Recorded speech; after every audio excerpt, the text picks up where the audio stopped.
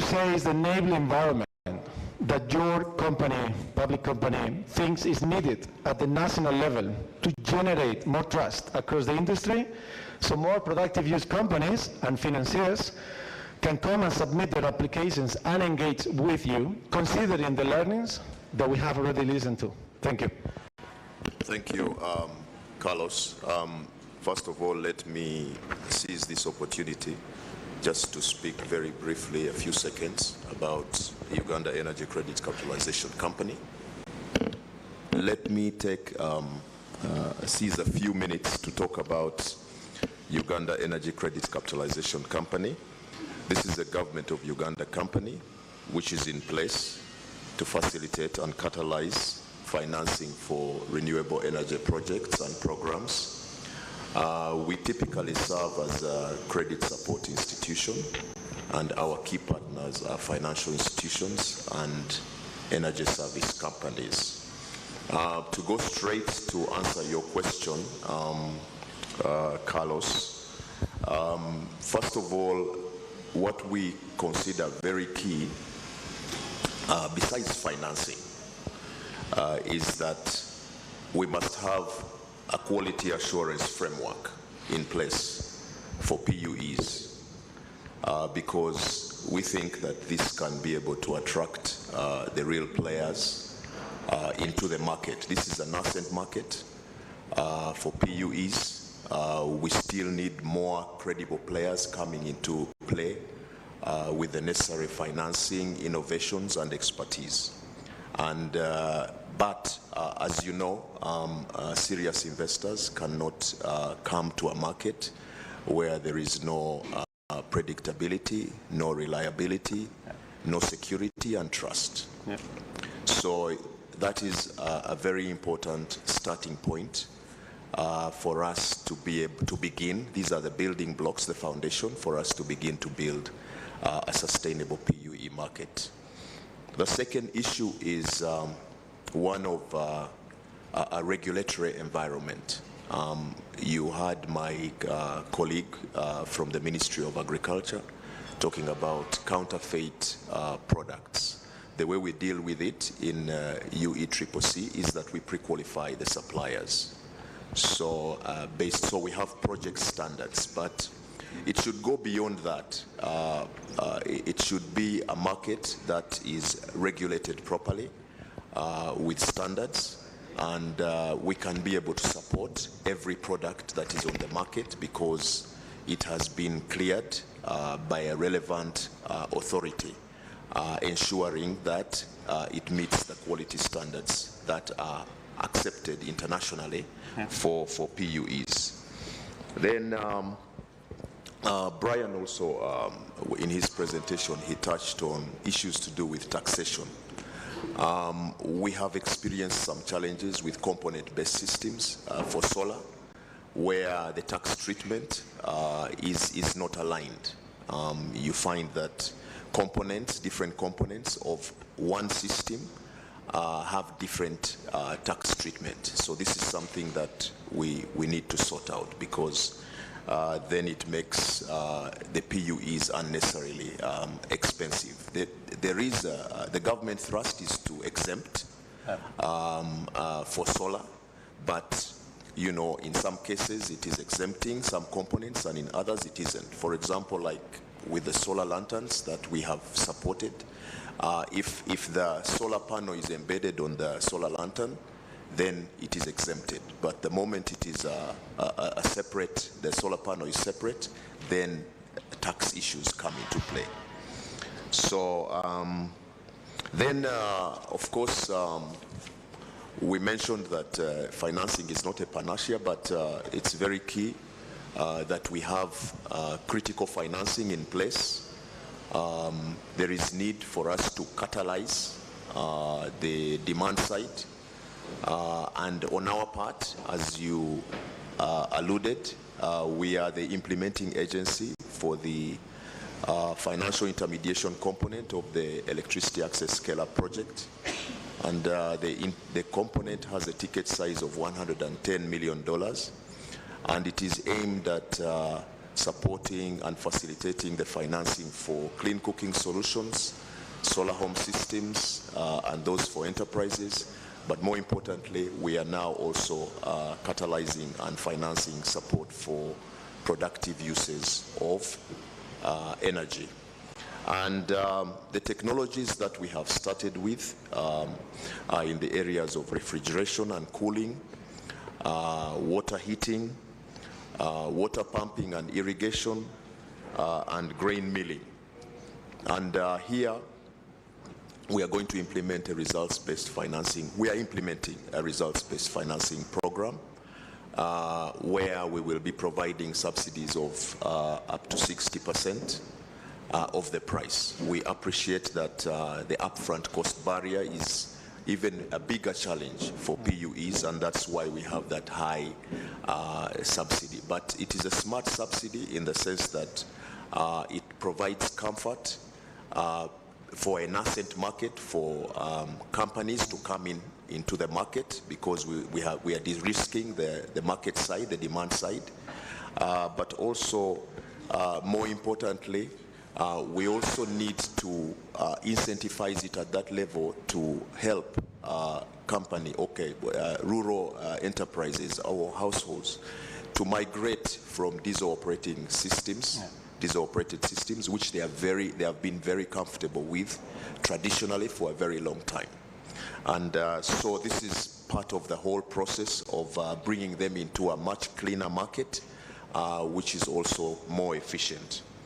Then I think that we also need to help the companies to be able to penetrate the rural areas where there is need for productive uses of energy equipment, especially when we're dealing with the farmers, irrigation, water pumping.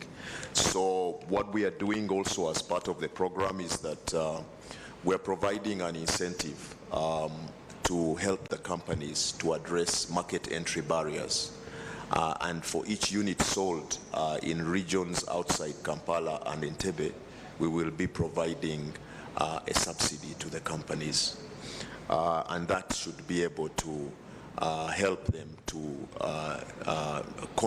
provide a contribution towards the additional operating expenses that are associated with penetrating the rural areas. Then on the supply side, we are also through this intermediation component going to provide lines of credit to financial institutions for on-lending as working capital to the ESCOs, the energy service companies that are dealing in these PUEs. One of the critical challenges that they will face as demand grows is that they need to continuously stock up. And in order to stock up, they need significant amounts of working capital.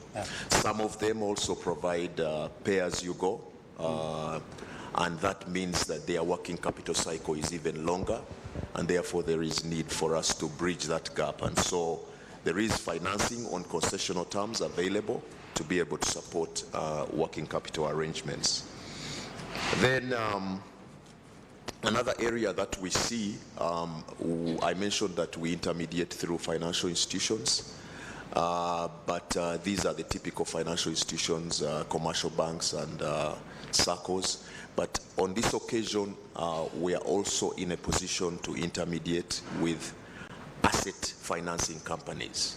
And we find those very interesting because they are aligned to sell their equipment. They can be able to aggregate demand in the rural areas, and based on that aggregated demand, they can be able to make assessments, identify end users, and we can be able to package financing, ring fencing the capabilities of the end users. So we think that we can make good use of these asset finance companies to aggregate demand and make demand assessments at the grassroots level, because we also appreciate that through the financial sector, it requires for an end user to go to the formal sector, to the bank, But through these aggregators, they are identifying the end users at the grassroots level, and they are also educating the end users on the mathematics and what benefits there are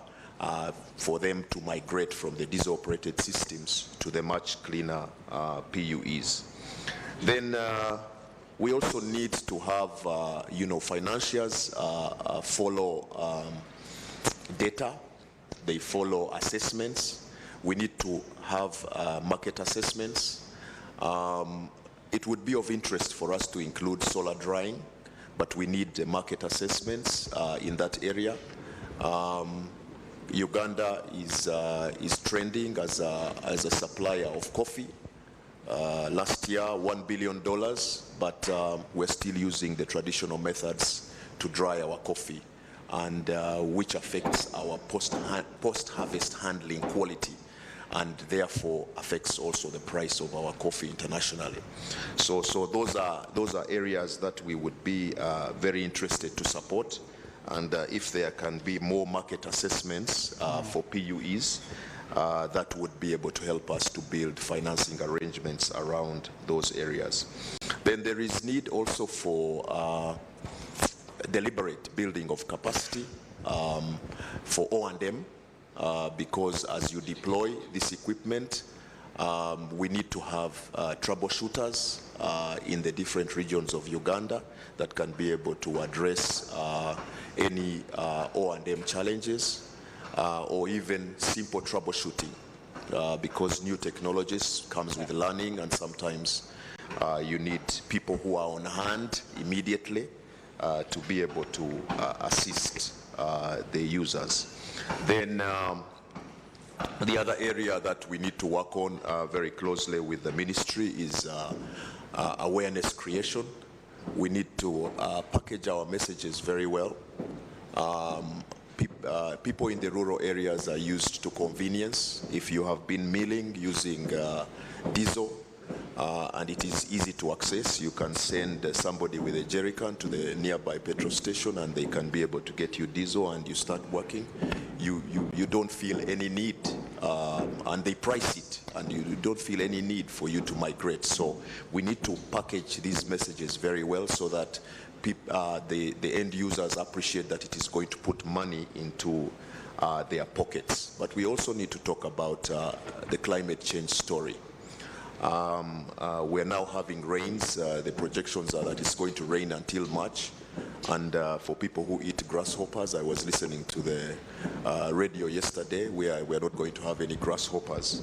And so the nutritional levels are also going to be affected. And we need, as government, we need to put in place incentives so that we can bring on board the likes of Coolbox to come and actually manufacture here. They can start by way of assembly, but that can definitely be able to make sure that we have a sustainable market. I think I would like to stop there for now. Thank you. Thanks a lot, Roy. Thanks a lot. You responded my next question already. For the companies in the room, you've been listening to him. Hopefully you've been noting down, because there will be a lot of exciting opportunities for companies coming, but also there are a lot of challenges in the room, I think. So you've been touching upon marketing of the products, weather patterns. Weather patterns is going to be a big one. We know that when rainy season comes, people stop usually buying solar pumps, but they buy them once again. Maybe, Hak, you can elaborate a bit more later on that. And those patterns of, commercialization are important. But I think you've been touching upon a lot of the stuff. Also the fact that you are open in the next iterations to include new technologies, as long as those technologies are having proof of concepts that are commercially viable or commercially attractive. And that's actually super interesting. I think solar drying is something that we are also looking at the moment. There are a couple of companies in Uganda, I believe, that are testing the waters at the moment. And for the coffee industry, I absolutely agree with you. There are 1.7 million coffee producers in Uganda. So there is a huge opportunity there. So without further delay, because we still have 3 panelists that didn't talk, and I don't want to really, I really want to get some time for the audience. So let's move to Biani. Thanks, Biani, for coming and for being with us. So from the Electricity Regulation Authority, what is the role that you see ERA is going to play with productive uses of energy? Okay, thank you, Carlos, for the question. ERA is playing a role in promoting productive use of electricity, drawing from, of course, we work under the Ministry of Energy, but also with other partners, including UECCC. So we give exemptions to installations of off-grids that are below 2 megawatts. And in issuing those exemptions, we look at productive use. We know that without productive use, the economic and financial viability of these projects really doesn't make sense. So embedding productive use in our licensing process ensures viability of these projects because one, it's an anchor load, but also it has trickle-down effect in terms of demand growth for the whole project put together, so it enhances the financial and economic viability. Of course, we also are very positively looking at appliance financing as part of the model of off-grid solutions, promoting productive use and how that, how customers can have access to appliances on a credit arrangement, and in that promoting productive use. If you look at our tariff structure and how we really design electricity tariffs as ERA in an off-grid setting, you will, one of the issues we look at is, of course, affordability and ability to pay for the people that are going to use electricity. But fundamentally is that because we have different customer categories, we usually try to make sure that we have lower tariffs for activities of a commercial nature. So if someone is doing agro-processing or has a fish plant, a fish processing facility, you find that the tariffs for commercial activities are usually lower. So in that, we are able to support the productive use arrangement, energy productive use in an off-grid setting. Of course, Lloyd talked about awareness. In the events leading to us licensing or giving certificates of exemptions to off-grid areas, which have productive use, we do a lot of stakeholder engagement. So we have to go on ground, talk to the customers, the local leadership, the MPs, the LCs. And in doing that stakeholder engagement or awareness, we talk about the need for skilling and training, doing awarenesses for productive use for the potential customers, promotional campaigns. So all that is embedded into our licensing process, really driving productive use. So, but in supporting deployment of productive use technology in an off-grid setting, as ERA in our licensing process, of course it has come with some challenges. If you look at the business of electricity and the productive use business, we as ERA we don't have a mandate to regulate some of the businesses under productive use. So if someone has an ice processing facility in an island, yes, we are looking at the electricity business, but the business for either agro-processing and the installation, the costing of that facility is not really under our mandate. So, and yet we know that this business of electricity does not make financial and economic viability without the productive use installation. So we are trying to balance that. Of course, the other thing that comes to play is the issue of cross-subsidization, that, this off-grid operator has come, is supporting productive use through putting up an agro-processing facility, is also providing electricity that is charging. And we don't want a situation where the electricity consumers are directly cross-subsidizing the cost of the productive use installation, because it's against our policy. Of course, the other challenge that we've experienced is that that we're trying to move around is the issue of appliance financing, where an electricity customer gets appliances on credit. And the question that we always ask is that can a customer be connected off supply for non-payment of your appliance, and they are disconnected from electricity supply, yet the non-payment is on account of acquisition of appliance on a higher purchase arrangement. Of course, we've had issues where the grid, arrives and there's appliance financing, it's on credit, and based on our regulation, when the grid arrives, the exemption has to lapse, but then the customer still has an obligation to pay for the appliances, and then the off-grid operator, has to probably go to another site to continue driving access. So, but at the nutshell, we've really had issues with separation of businesses, and you're trying to move around that. But we know, and there's that recognition inside ERA, that without productive use and us supporting productive use, we cannot drive access on off-grid installations, because they are part and parcel of ensuring financial and economic viability of off-grid solutions. So thank you, Carlos. Thank you. Thanks a lot. Interesting insights. I think one element that we haven't touched much about is the productive uses within the grid. No. Also, what happens when the grid arrives? I think that's another key element. Also for private sector investors to understand what's going to happen when my customers get encroached under the grid. Also, the training is important. Also, the last remark that you did is interesting. Is productive uses is a driver, is a key driver in energy access, or in going to the rural areas and getting electricity where it's needed.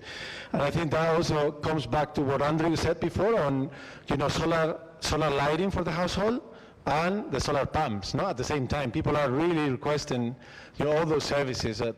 Productive use can also play a role in incentivizing the solar lighting in the rural areas.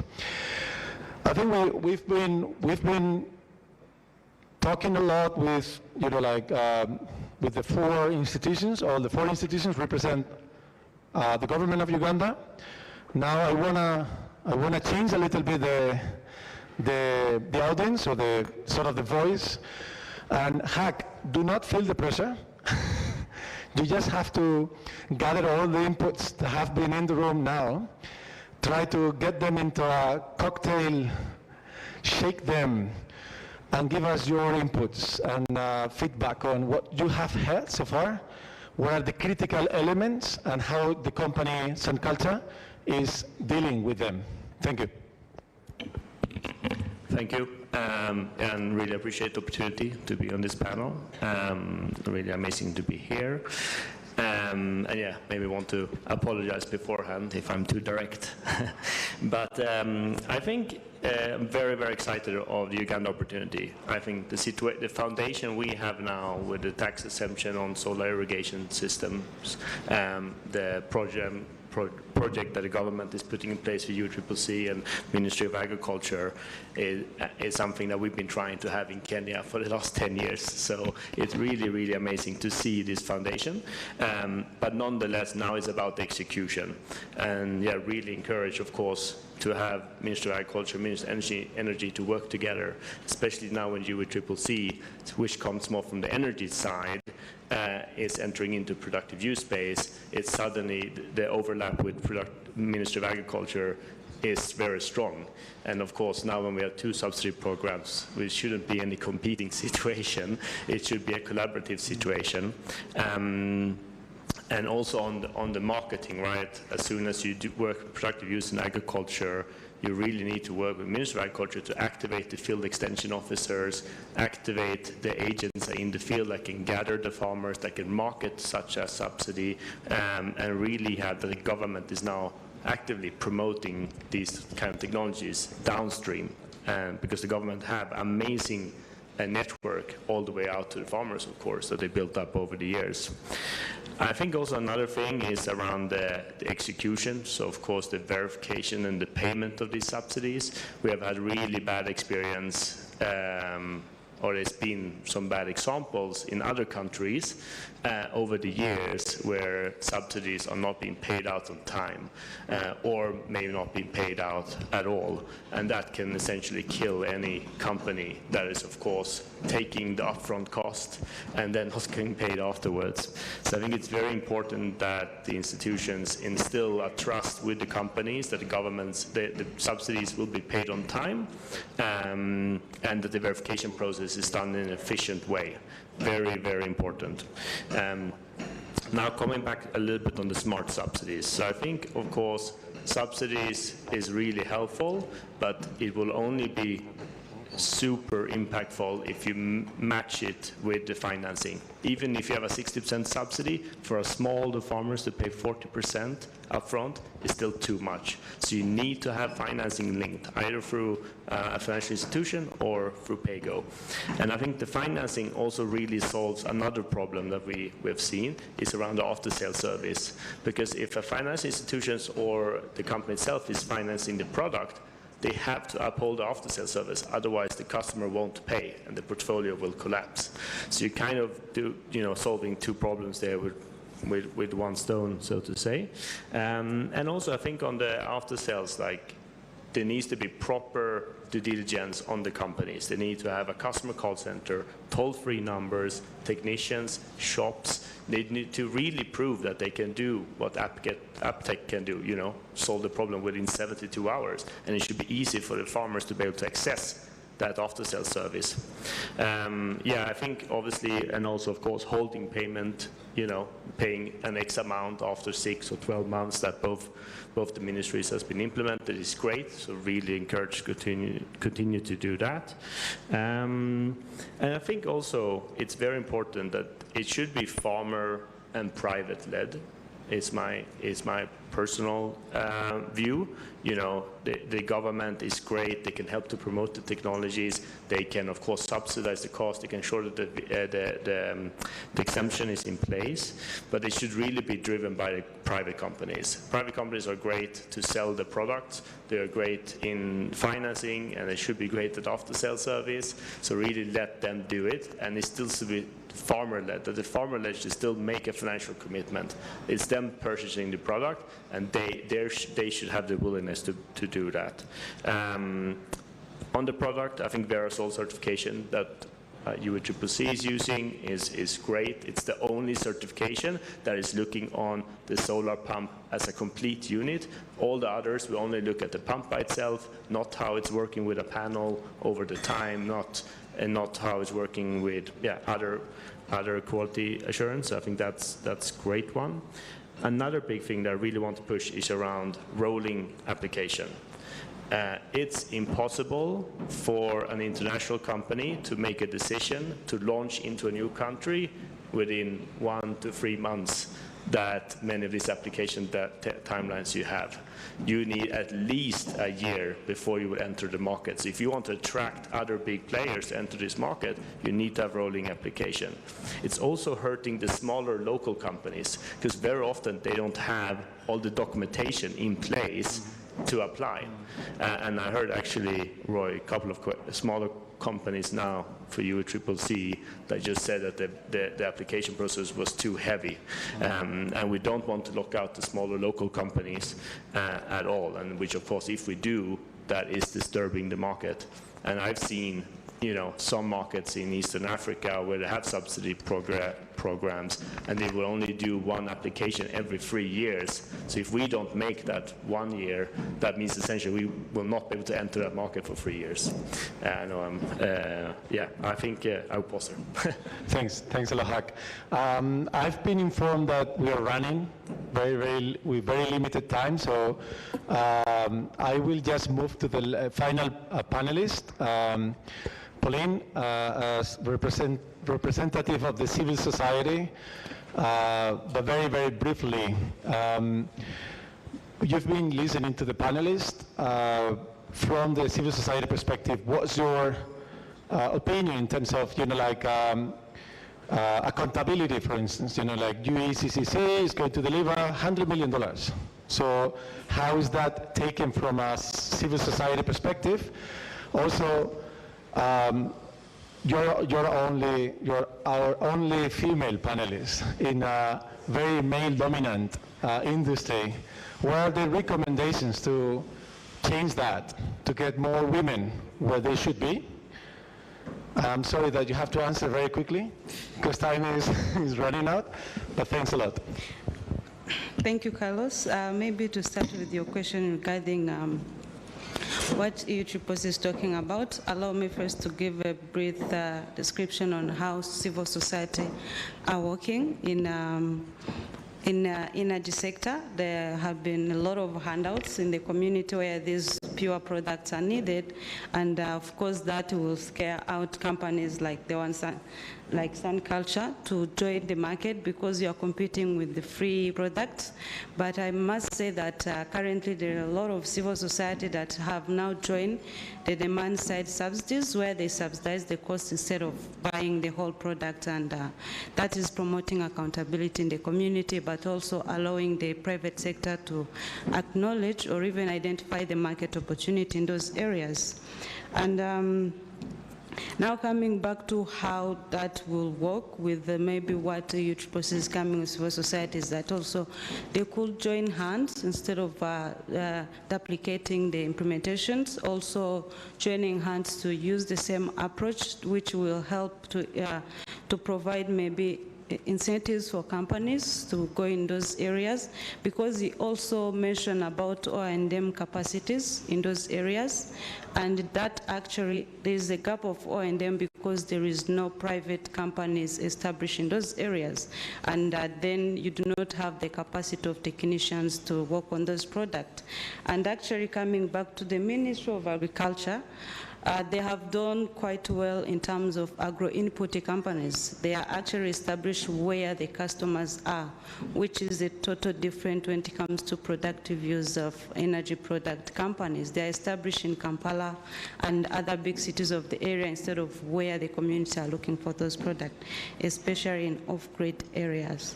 And coming back to your question regarding female in the energy, I think from what I've seen, we have a quite number of women in the industry already. Maybe there is a need for the organizers and the people in charge to keep on engaging more women to join these initiatives, and I'm sure they can contribute more because there is a lot of them already in the industry. Thank you. Thanks a lot, Pauline. So yeah, unfortunately, I mean, I had like a lot of more questions for all of you, but we're just running out of time. And I've been told that the next session is going to start right now, like right after now. So we've been, I think it's been an amazing panel from many different perspectives. We've been having the key actors, or many of the key actors at the government level sitting together. Is a great example of how interministerial collaboration works. We need to do more of that, more often, and not necessarily like with 500 people looking at us, but in closed rooms trying to understand what can we learn one from the others, right? Because there is a lot of things to learn. You've also been listening to the private sector voice. There are a lot of learnings as well from other programs, projects, a lot of recommendations that I would say need to be integrated in the projects to come, and also in that collaboration between ministries. So also the civil society plays an important role because of things like consumer protection. Consumer protection is important. We need to make sure that the products that are delivered with the right quality, the right maintenance level, the right, so the people are really trusting the service. Because if people don't trust the technologies, products, services, they're never going to buy them. They're never going to utilize them. We're never going to get the impact that we're looking at, right? So I would like to come back to all of you, and in 10, 15 seconds, very, very quickly, final remarks from every single one of you after what you just learned in this panel. 10 seconds, no more. Come on, you start, Hack, and then all you follow. No, but really exciting to continue growing the Uganda market, and I have very high belief that we're going in the right direction. So we have some positive note. We have some culture for years. That's good in Uganda. Yeah. Nice. Mine is that there is no local content in the private sector that we have driving this space. And until we have local content, until we support local companies in this country, there is not going to be a thriving market.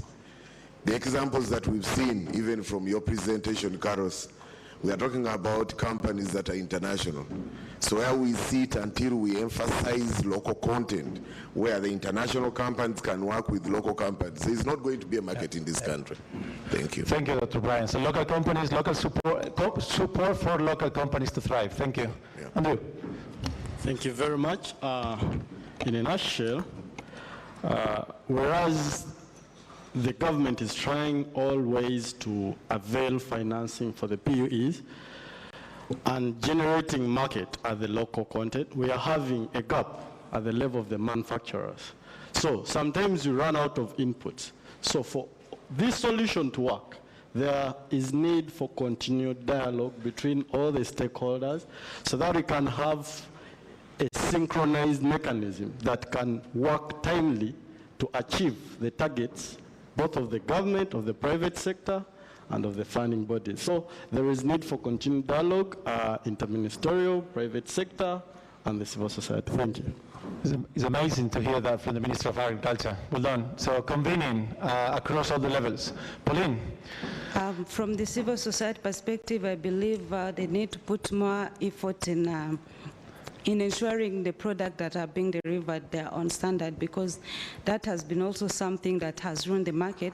But also coming back to Dr. Brian's recommendation, local companies need more support, because even some financial opportunities that are there cannot match with their capacity. So there is a lot of need to build the capacity of local companies to meet the expectations of the financial opportunity available. Thanks, Pauline. Roy? Mine is going to be very quick to say that UECCC is in place to come up with all the innovative ways that can be able to respond to the private sector so that we can be able to grow the PUE market. So UECCC is ready, is flexible, is approachable. Yes. Very, very nice to hear.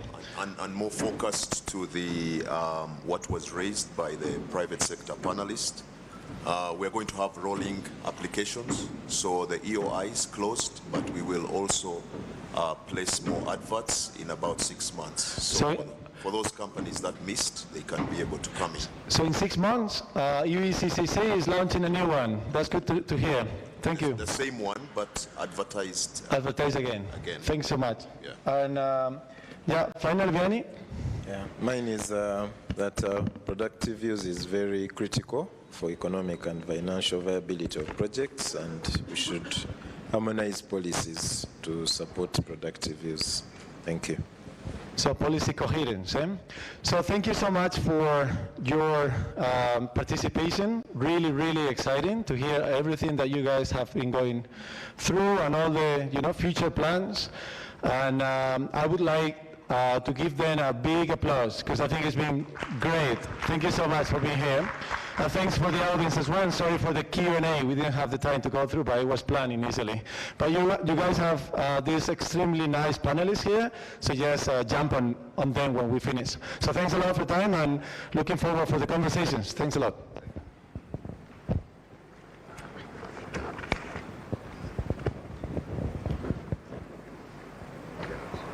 Thanks a lot.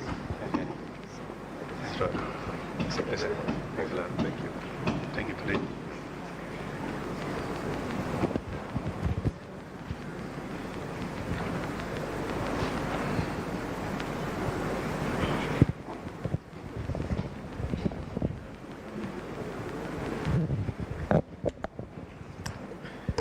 Thank you. Thank you very much. And can we just give a very big round of applause to the panel just concluded?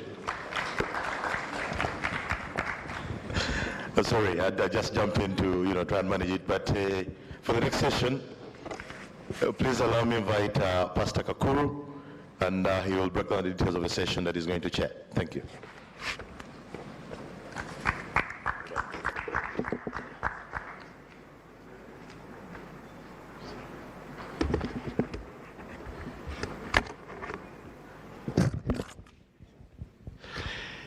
A very good morning. Very good morning to every one of you that is here joining us this morning.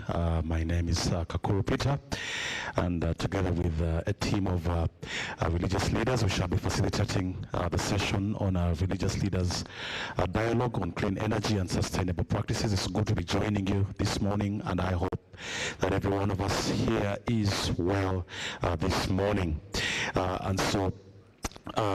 Our session will really be one where we shall be having various religious leaders speaking into the issues of clean energy, and my panel is nearly complete, so I'm going to invite our panelists to come onto the stage, and thank you so much, the previous panelists, for the session that you took us through. And so I'm going to invite our panelists. Quickly, I'll start with Reverend Emmanuel Kagala. Please do come up on the stage, and then we shall have Professor Peter Nyende, please do come up as well. Reverend Imam Kasozi, please do join us as well. And also we can then have Pastor Martin Sempa as well. Please do join us here at the podium for us to get our session underway. I don't know if Dr. Kaiso is here. If you're here as well, please do join us, Dr. Kaiso, if you're here, and we can get our session underway. Please do help me, and let's give a warm hand clap to welcome our panelists for this session. And these are our religious leaders from various faiths, and so looking forward to a great conversation with these amazing men in the faith. And so Dr. Kaiso, I don't know if you're already here, please do join us if you are here as we get our discussion underway.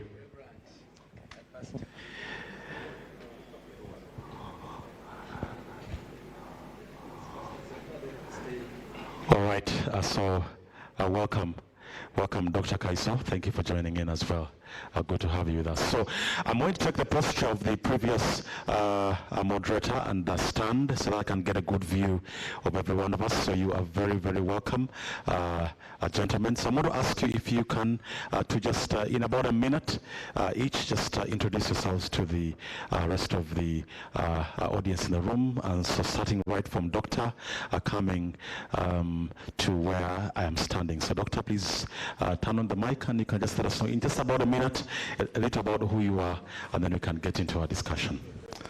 My name is Kaiso Fulgencio. I work for the Inter-Youth Council of Uganda as a manager in charge of livelihoods and environmental stewardship.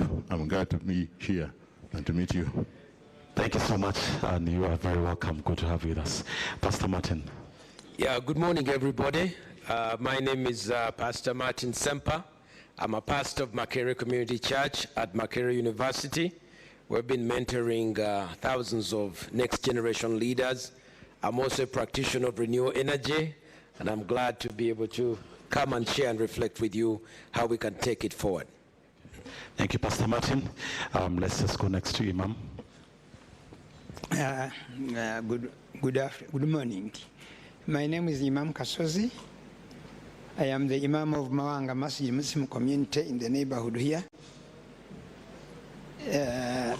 I teach at the university as a part-time lecturer in development studies and social work. I am a farmer. That's my business. And I am a climate change ambassador for the British Council. Welcome, Imam Kasozi. Good to have you here with us. Yes, Professor.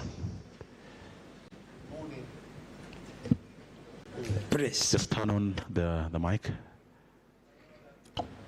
Good morning. I'm Professor Peter Nyende. I'm involved with the theological training of clergy within the Anglican Church. And so I'm at the School of Divinity of Uganda Christian University. And I'm glad to be part of this panel.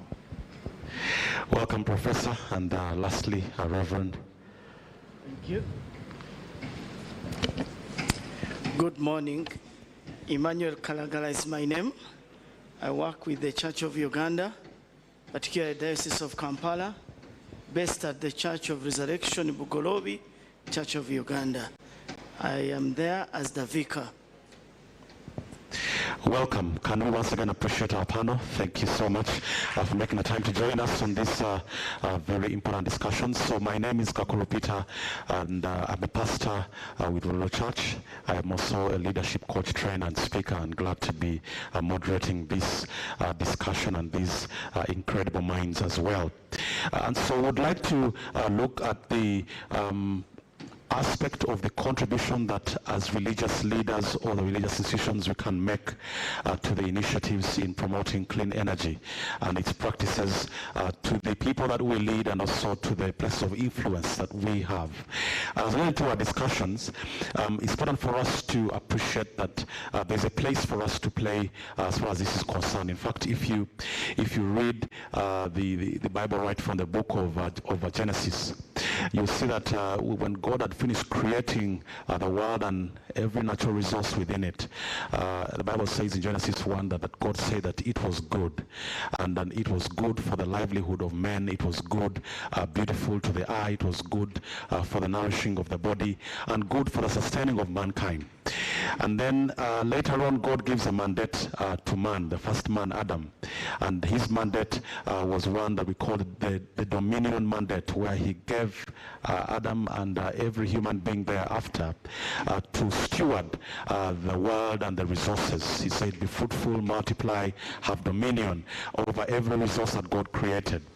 And of course, the desire that we see is that then we have a role to play not only in the spiritual nourishment of people, but also in the stewarding of the resources that we have around and about us. And I think to that, if we are to apply a scorecard in terms of how well we are doing in stewarding, that could bring out different issues. But I want just to discuss three key questions that I would like for us to speak into. The first question, and I'll begin with you, Imam Kasozi, is this, that as we lead the people that we're leading in the different areas of our faith, what are some of the hindering factors for the people that we lead in embracing the initiatives around clean energy? What are some of the factors that are hindering or challenges that people are experiencing in embracing these technologies, especially when it comes to the area of cooking technologies? Yes, Imam. Thank you very much, and good evening. Good morning, participants. You see, it is also important, first of all, to make a comment that we are talking about renewable energy in line with development, because it is development that has demanded the use of renewable energy. After realizing that as we develop without a program, we may be ruining our future. And therefore, I think about 1987, the United Nations, in its wisdom, realized that we need to go what they call sustainable development. It's not just development per se, but sustainable development. And they mooted the concept that it is the one that ensures that we serve our needs of today, and so that when we are meeting our needs of today without tampering with or compromising the needs of the future. And therefore, they began to think about renewable energy. And with time, you know, they had development goals, which were, I think, mooted around 2000. And in 2013, 2014, after making a review of the development goals, they chose to go sustainable development goals. It is in that line that people begin to get concerned. How do we overcome this? Then, of course, most of the energy we have been using as human beings, in most cases, not easily replaceable. But we do need to find a solution, because if we don't, then this idea of the UN, which talks about sustainable development, or not ruining the people who are coming after us, will not work. And therefore, from the religious perspective, we must first of all know who are we as human beings. We have been created by the Almighty for a purpose, and He has called us His vicegerents on earth. But when He created this earth, He wanted it to remain pure, clean, and comfortable for everybody. But when we come, because of growing populations, then we have issues with energy use, energy sources. And if we don't sustain, then it will be a problem. So the faith I believe in Islam, it urges humanity to protect and preserve not only themselves, but even the environment around them, because the purpose of the other environment is to serve us. Therefore, the challenges I may talk about briefly because of time are three.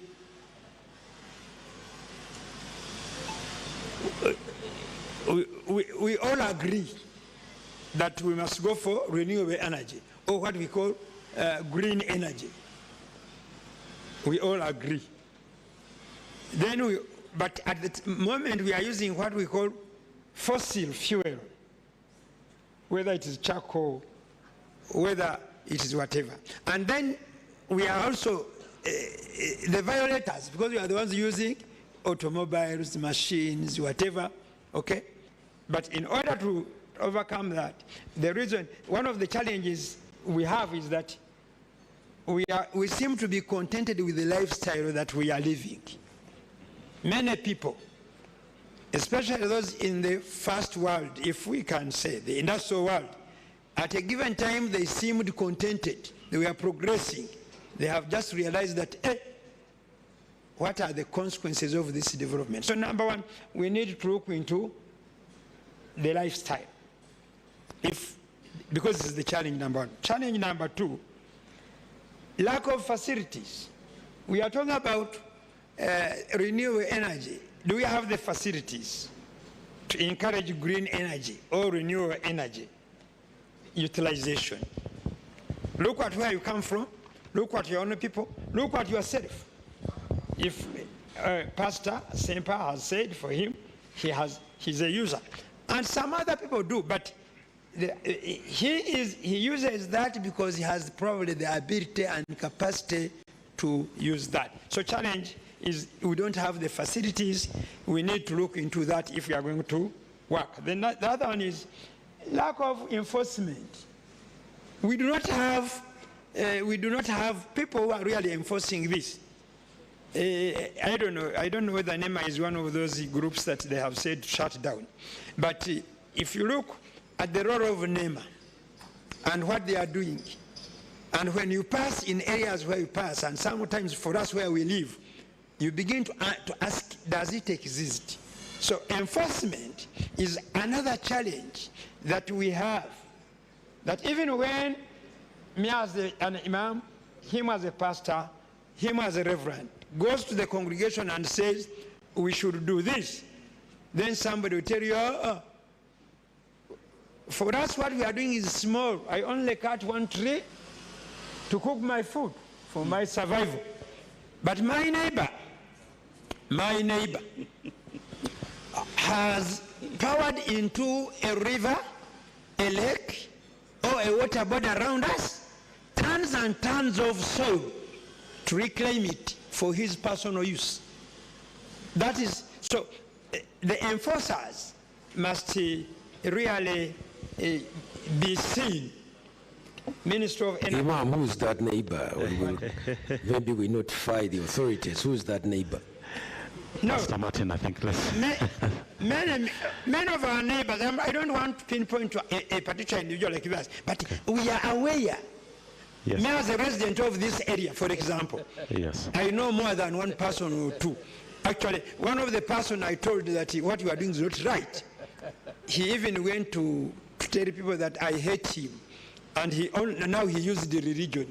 Thank you, Ma'am. Thank you. So that is where the problem is. Thank you. So the issue is the enforcers, Yeah. the government, Minister of Energy, or any other person, the local government leaders. That's good. Okay, I have seen some cows. All these, the way they are enforcing, Kampala State Council itself, the way they are enforcing, it is selective and bad, and that becomes a challenge for me to go and convince my people that this is the right thing. I want to finish by this. For example, when this happens, you know, the consequences, for example, water bodies, water rises. That's true. Recently it rose in this area. And then I told the people, my congregation, I told them that, I told you before, if water has tampered and come to your place and because you resisted to move away, don't come to me complaining because you punished yourself. Thank you so much, Ma'am. Thank you. Thank you for that contribution. Thank you for that very passionate submission, Imam. Reverend Kagara, I'm going to ask you just to make maybe one or two additional thoughts in terms of challenges. If you think about your very own people that you're leading, what do you think could be the issues in embracing clean energy? Thank you very much. The challenges are enormous, but first of all, I would add on ignorance. Not many people are yet aware of the clean energy that we are talking about. Looking at the population of Uganda, this clean energy is mostly now known in the urban setting. But when you go to the rural places where there are so many people, even here in the urban setting, if you go to the slums are so packed with people. But I don't know how many have knowledge about this clean cooking that we are talking about. The other thing is the attitude. The attitude. We always have negative attitude towards change until it takes place, and we take long to adapt to change. So that also affects so much and will continue to affect until we all rise up and work on the attitude. Thank you so much. I'm going to switch now to another question, and this is, I'll start with Dr. Kaiso right at the end. And my question is that I'm thinking about the influence that we have, or sphere of influence that we have in terms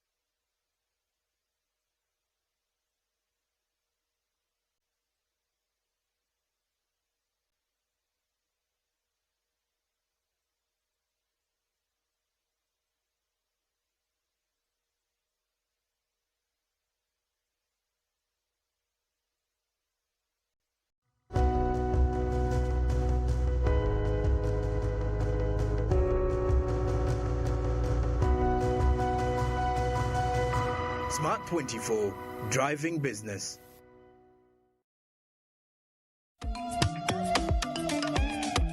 Jovia. Ng'oyolekera ku lugendo luno olw'obulamu nkuwa ekirabo eky'amaanyi agatazizibwa, amaanyi okulabibwa n'okuwulirwa mu mawanga ag'ewala ennyo, okutuuka buli wamu nga yadde togenzeeyo, ensi yonna ng'ekuli mu ngalo.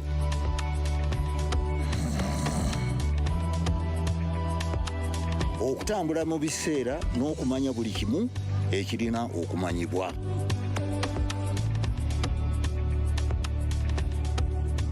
Jovia, kino kye kirabo kyange gy'oli. Tewali kkubo ku ki ky'osobola okukola ku mukutu nnandameggwa ogwa MTN. Cooking oil like no other makes your meal so sweet and scrumptious. The taste of Uganda, yeah, the taste of Uganda,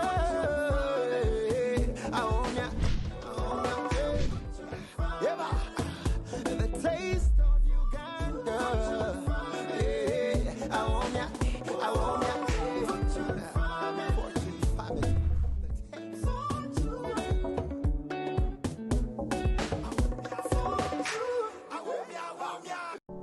Luxury redefined at Seasand Hotel as you indulge in the splendor of elegant living fit for the royalty that you are. Step into comfort, pampering and blissful customer-centric service as you select from our range of comfy exquisite living quarters furnished to meet with your royal preference. Surrounded by scenic beauty, our tropical setting allows you to escape the glamorous ordeal of city life. Our ambient green gardens will guide you to a place of revitalizing rest. The 3-star restaurant caters to your palate, serving your choice menu ranging from exotic cuisines to local delicacies. Our chefs will serve you full course meals for a truly out-of-this-world culinary experience. Our fully stocked bar to whet your throat, from renowned global brand whisks, brandies, gins, beers and wines to our locally celebrated beverages, you will not lack for any brewage. It's an all-new experience in the East at Seasand Hotel. So visit today at plot 15 to 19 Spire Road, Ginger, or contact us on +256 751 719 960 and +256 785 354 614 for reservations. Seasand Hotels, luxury redefined. Era tutukanga tukoba omuntu nti nigasita ndala mukaaga itaano sita isatu ash onige yes ngaho bakubuza machanti nga bamubuza machanti code nga tumukoba ata mu 7 minuti olumalirizawo ngata amwe sente dali kuwayo kumbaga ya mwenemu sawa yeneyo nga kyabazinga amwebaza nga tweyongere kai tujja mu kyalo ekindi ekikoba embaga olunawa luti nga mwira tulija kumala kai tweyongere emyezi mukaaga nga tukasomesa abantu momope baba embaga ya mwenemu eriyo nga 18 kai emyezi omukaaga gyoli kwongeramu ojaji oyidine bya momope abantu yembite yona bandeta momo ono bibali kumpaka ne bya momope abidi tyama kupikipiki ojo bisomesa muleke musoni we tyamaja baba tuka bulungi simbule embalasi asumulude momo nyabo. Pay or shop with MTN Momo and get cash back every week.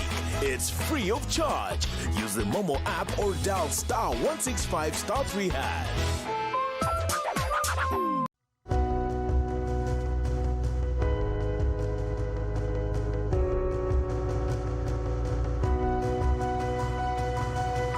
Smart 24, driving business.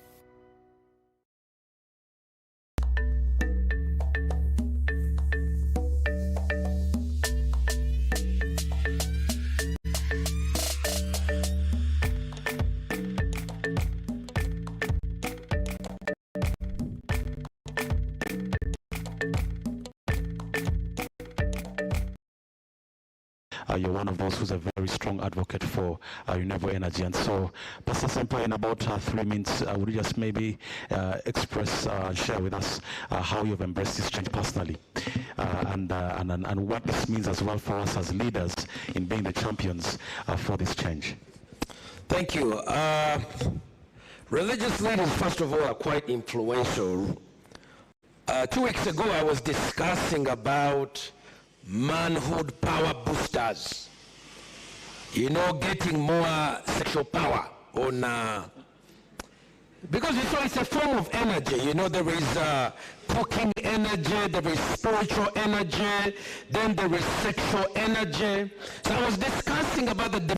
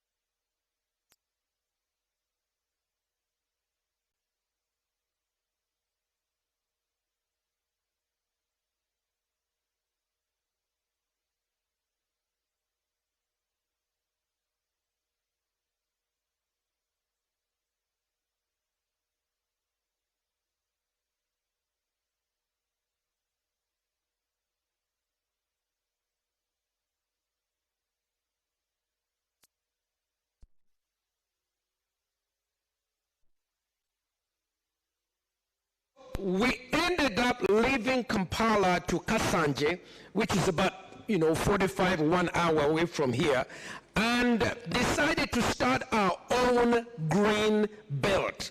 And it's a whole form of green living. We didn't have electricity, so we decided to have solar. So I've been on solar energy for the last 13 years. I have gone through every kind of battery and experiences you can imagine.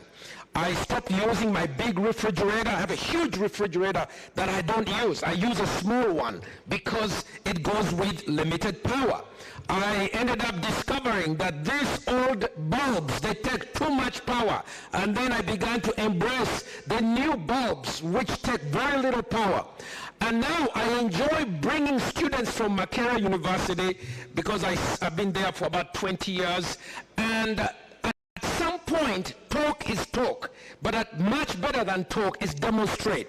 So I invite all of you, my fellow religious leaders, to come and see and learn and experience. My first batteries were down throws from MTN cell phone towers. If you remember, at the beginning of the renewable energy issue, I will confess, I bought used batteries from MTN discards, and I don't know if they were chopped from there, but anyway,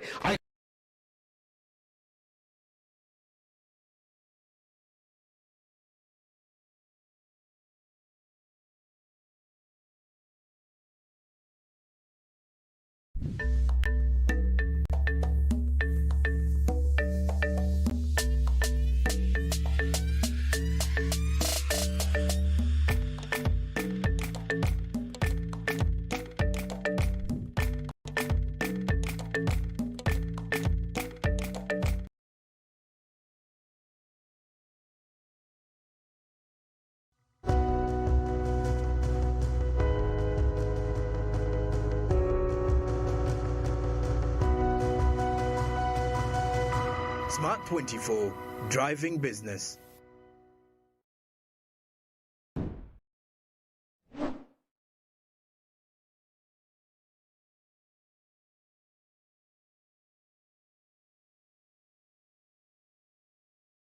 The 10th Sajah Film Festival has grown significantly for the past years.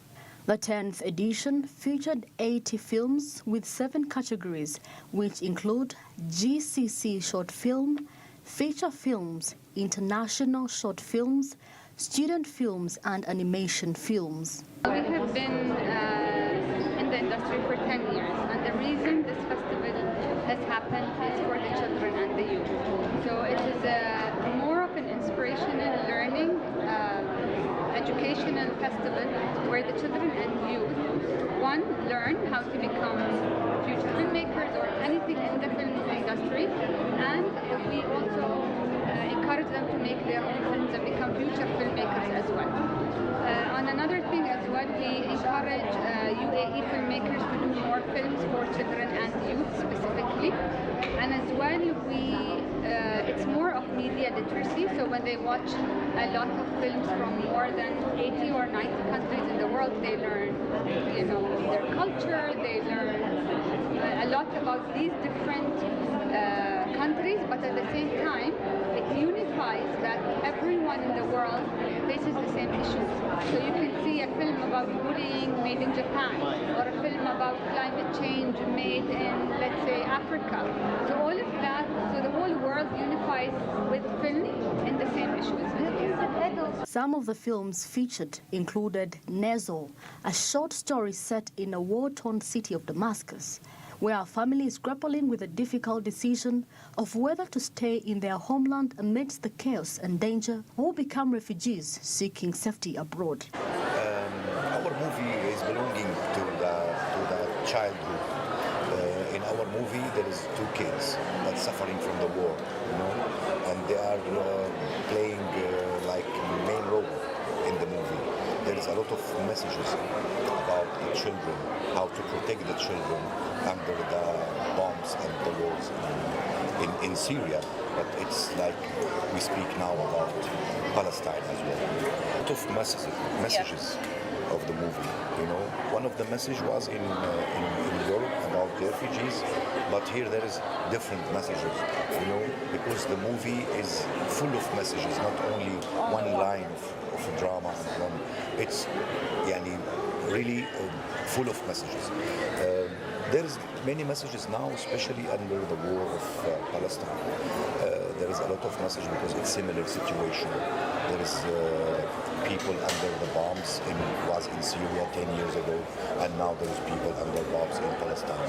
It's similar, If you watch the movie, you can understand what I'm talking about. This narrative reflects the harsh realities faced by many families in conflict zones around the world, including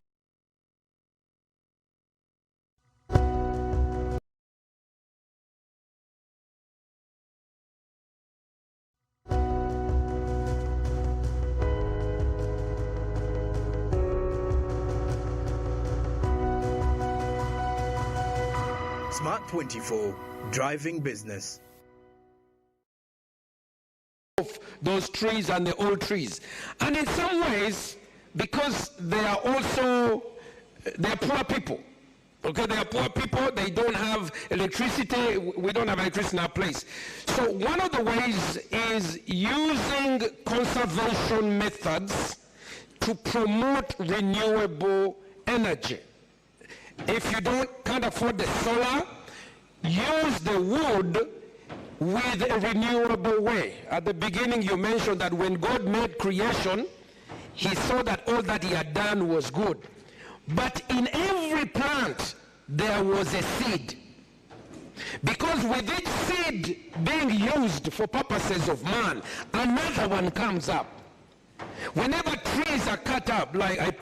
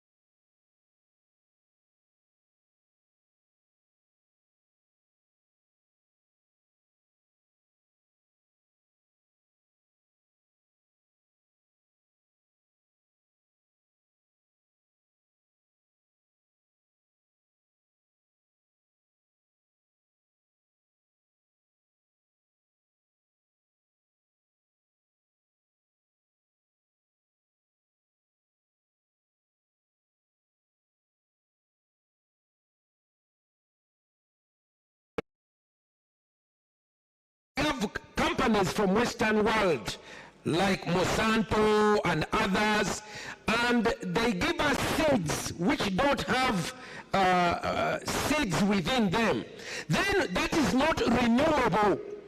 That is not what? Renewable, which is why I told you that there is an entire mental ecosystem that must change. We can't live always on the water of this company, the oil of this company, the seed of this company. The African must actually find a way of renewable living, that we are not always spending the money. To me, I just rebelled against the whole thing. Water man, electricity man. I hated the man. In fact, we used to quarrel. My wife would quarrel with the electricity man. They take off your cable, and then it becomes, it becomes a business to disconnect you, because there's an entire industry of reconnecting. Bad boys. So renewable energy will help us to move away from these thugs that sometimes they disconnect you so that they can take the thick cable. Then to put the cable back, you need to pay 100,000. Jesus! Pastor Martin, thank you, Pastor Martin. Let people get annoyed and embrace renewable energy. Thank you, Pastor Martin, for that passionate submission. All right, so our time is fast spent, so I'd like now just to give you just under a minute for us just to share some parting thoughts. And my parting question for you is this, that as the leaders at the forefront of the various faiths that we lead, how can we be advocates, and how can we be effective in leading and championing this cause at the forefront as leaders? And I'm going to start with you, Reverend Kalagala, and then we'll just go through. So if you can use under a minute, and then we shall be able to wrap up our time here. Thank you very much. The Lord has given us a very big platform that we need to use. And how? One is by incorporating the whole issue of clean energy and renewable energy into our programs. The Bible, for example, that we believe in, speaks about everything. So we just need to get the biblical view of this renewable energy, clean energy, and include it in our programs. Recently, at our church, we were running a health month. And in that health month, we included an element of clean cooking. And the congregation bought pressure cookers, got knowledge, and so on and so forth. So may we take it upon ourselves as we draw programs to include clean energy elements. And then the other thing is ourselves need to be exemplary. People need to see us use it and practice it, because we need to preach what we practice. Thank you. Thank you so much, Reverend Emmanuel. I'll come to you, Professor. And Professor, please also speak into it from the place of an educational institute. Well, it's a bit complicated when we think about theological education, in the sense that it has to be in the long term. The question of educating those who are training to be pastors in knowledge and understanding of renewables. But it's certainly something to be aimed at, and it's not that we are not thinking about it. That said, I'm a big advocate for current pastors and religious leaders being educated and trained on the issues. As I say, this is an existential problem. It's a threat to humanity. We have no luxury of ignoring it. And because religious leaders are concerned about life, that's part of what they're involved with. I think it's important for education and training to happen on these issues, coupled with knowledge of really what is available. Talking of which, I've also remembered something else that I should bring to your attention. I also know of charcoal that is produced from from sawdust as an alternative to wood fuel. But if education could also happen periodically to sensitize clergy on what is available, hopefully at a good cost or competitive cost, I think we can turn this around. But we cannot just leave it at that. Thank you so much, Professor. Imam Kasusi and Mint, your reflections as we conclude. You know, the purpose, for example, you know, I want to use a word that many people fear, but I want to use it. This is the word called Sharia. And we have what we call Maqasid Sharia. Its purpose is for that higher life that we want to be. And it talks about 4 things. Hikmah, which is wisdom. Ijtihad, which is innovation. Justice, or adid, which is justice. And then what we call public interest. Masalah. Masalah is called public interest. What we are talking about is for our interest as the public. We are the people. We are the ones living on this earth. But we cannot make any transformation until, I think they talked about knowledge. And the Almighty tells us in the Quran that inna Allah la yughayyiru ma bi qawmin hatta yughayyiru ma bi anfusihim. That God, the Almighty, will never change a state of any community until that community changes their mindset.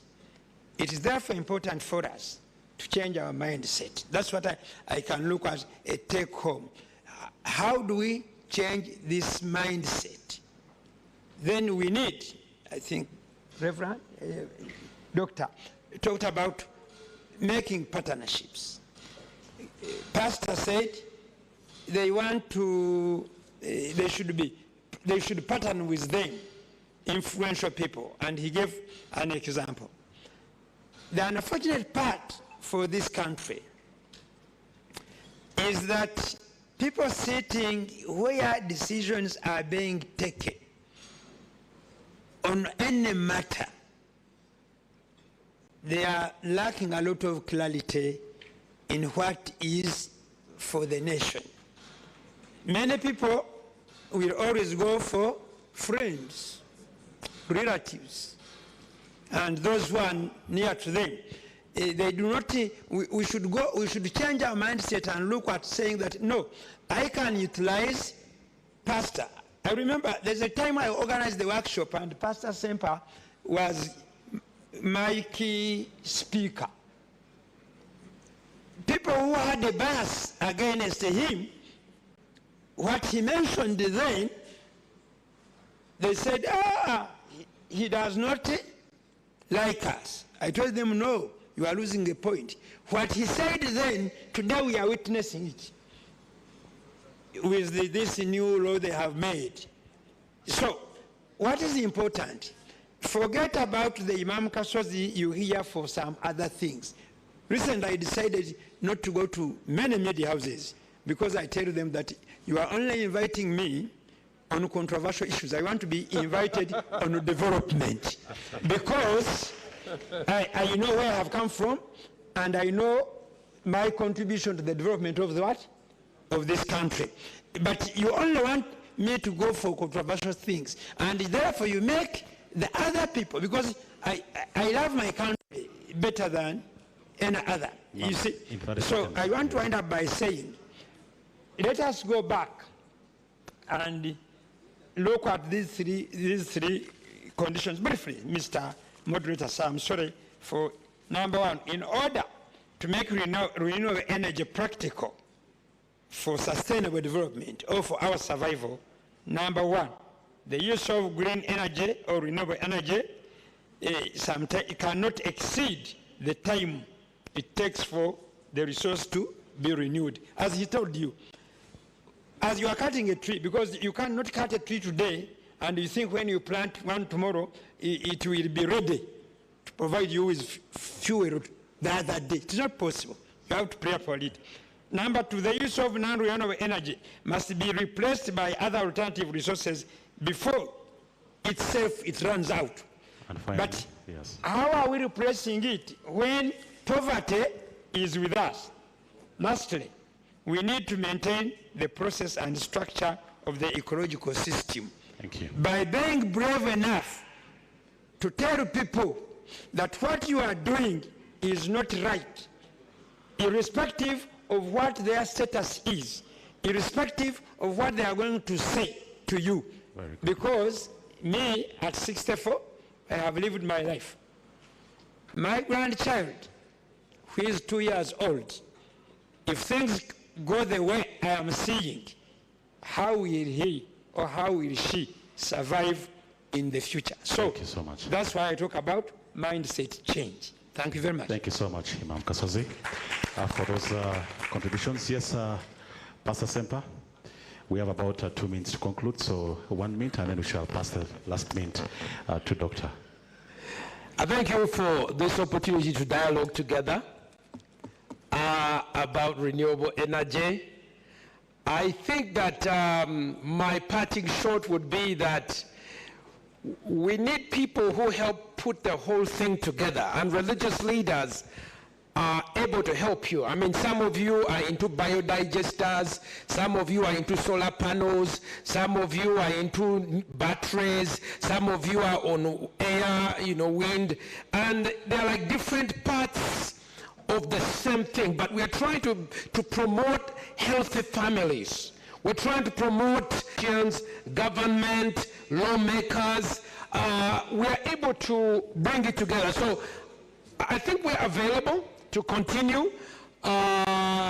Number two, I think we also have the courage, We have the courage, like Imam mentioned, one of his neighbors, who is violating the environmental laws, dumping in the rivers and the lakes. So you find that religious leaders, to me I enjoy the song of this young man, Alien Skin, City at Danger. I think that you find within us, because they always say, Pastor, no, put on the song, you know me, City at Danger. So for us as religious leaders, we are fearless because we fear God. And we will not compromise. So I know working together with us, some of it is a little bit difficult because we are not corrupt.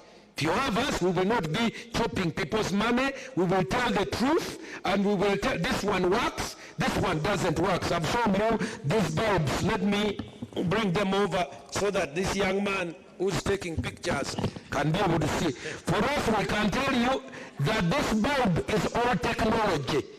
This is the age. But now this new one, we will tell you this one saves electricity and has good Wi-Fi. So you will not fit, even if you give me money and I'm your brand ambassador, I will tell you this is only 5 watts and it cannot do what it cannot do. So I'm excited about this conversation. Let's go forward. We're happy. I want to be a brand ambassador of some people who are producing good products. And yeah, look forward to taking it forward, both government, private companies, academic groups, and researchers. Thank you very much. Thank you, Pastor Martin, for those comments. Lastly, Doctor, please do give us your closing thoughts. Yeah, thank you very much, Mr. Moderator. I would like to say that this discourse on renewable energy is worth talking about because it is topical.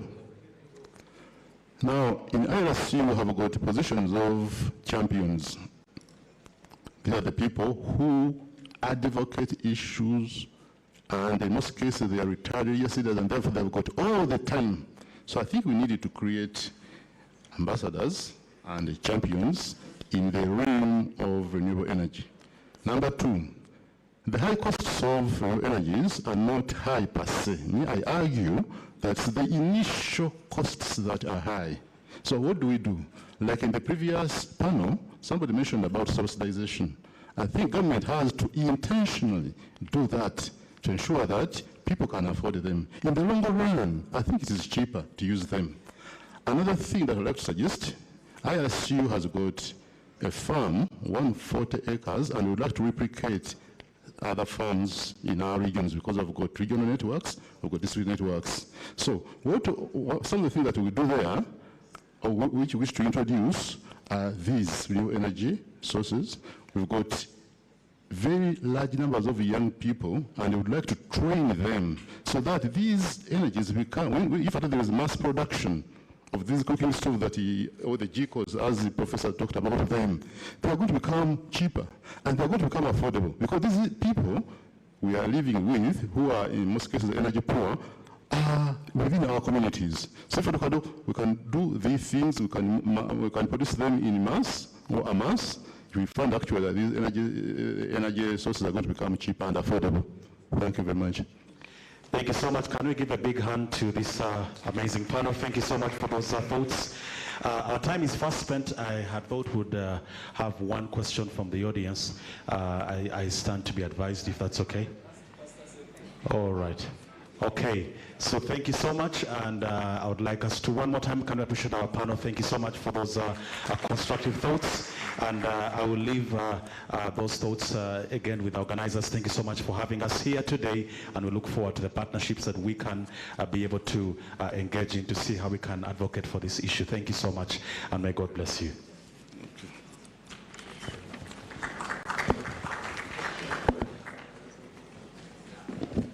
Our panelists, I'm advised that we need to take a photograph together, so is that here or outside? All right, so Doctor, please just come back briefly and then we can take a picture together. I will ask us to go back up there.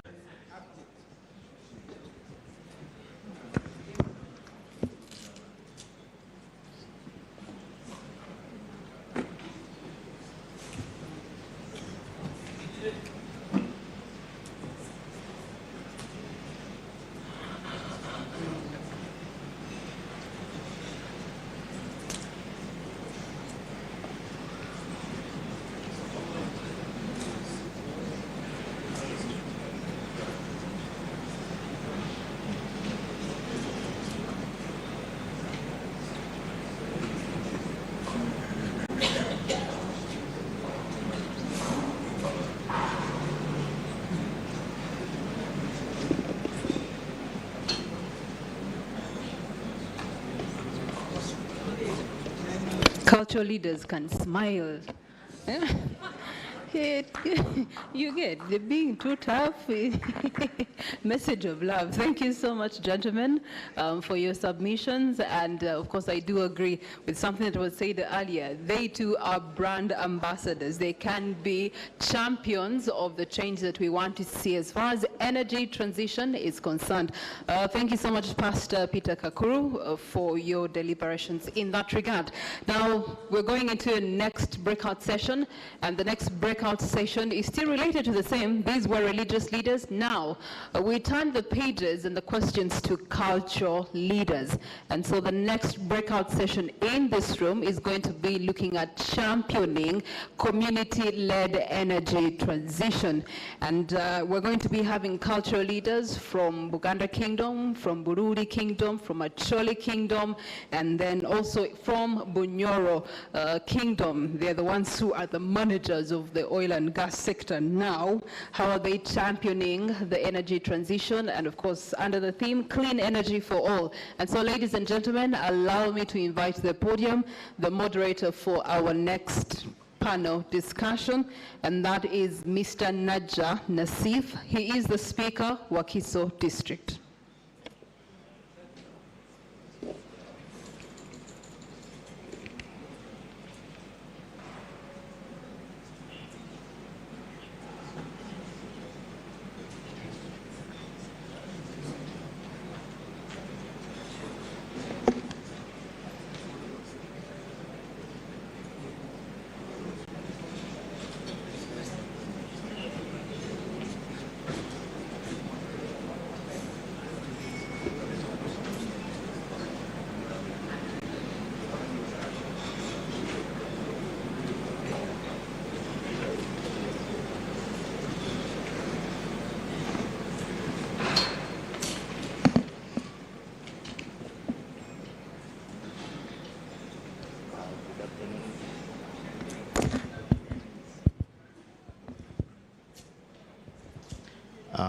Good afternoon, everyone. Yeah, we are just progressing with our discussion, specifically on clean energy, the energy transition, and climate change. Topic, people championing community-led energy transition. And in the next session, we are focusing mainly on cultural leaders. The previous session has been focusing on the religious side, the religious perspective of the same topic. As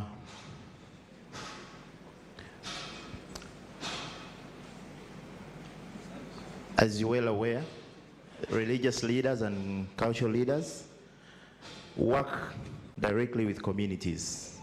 They work with people directly.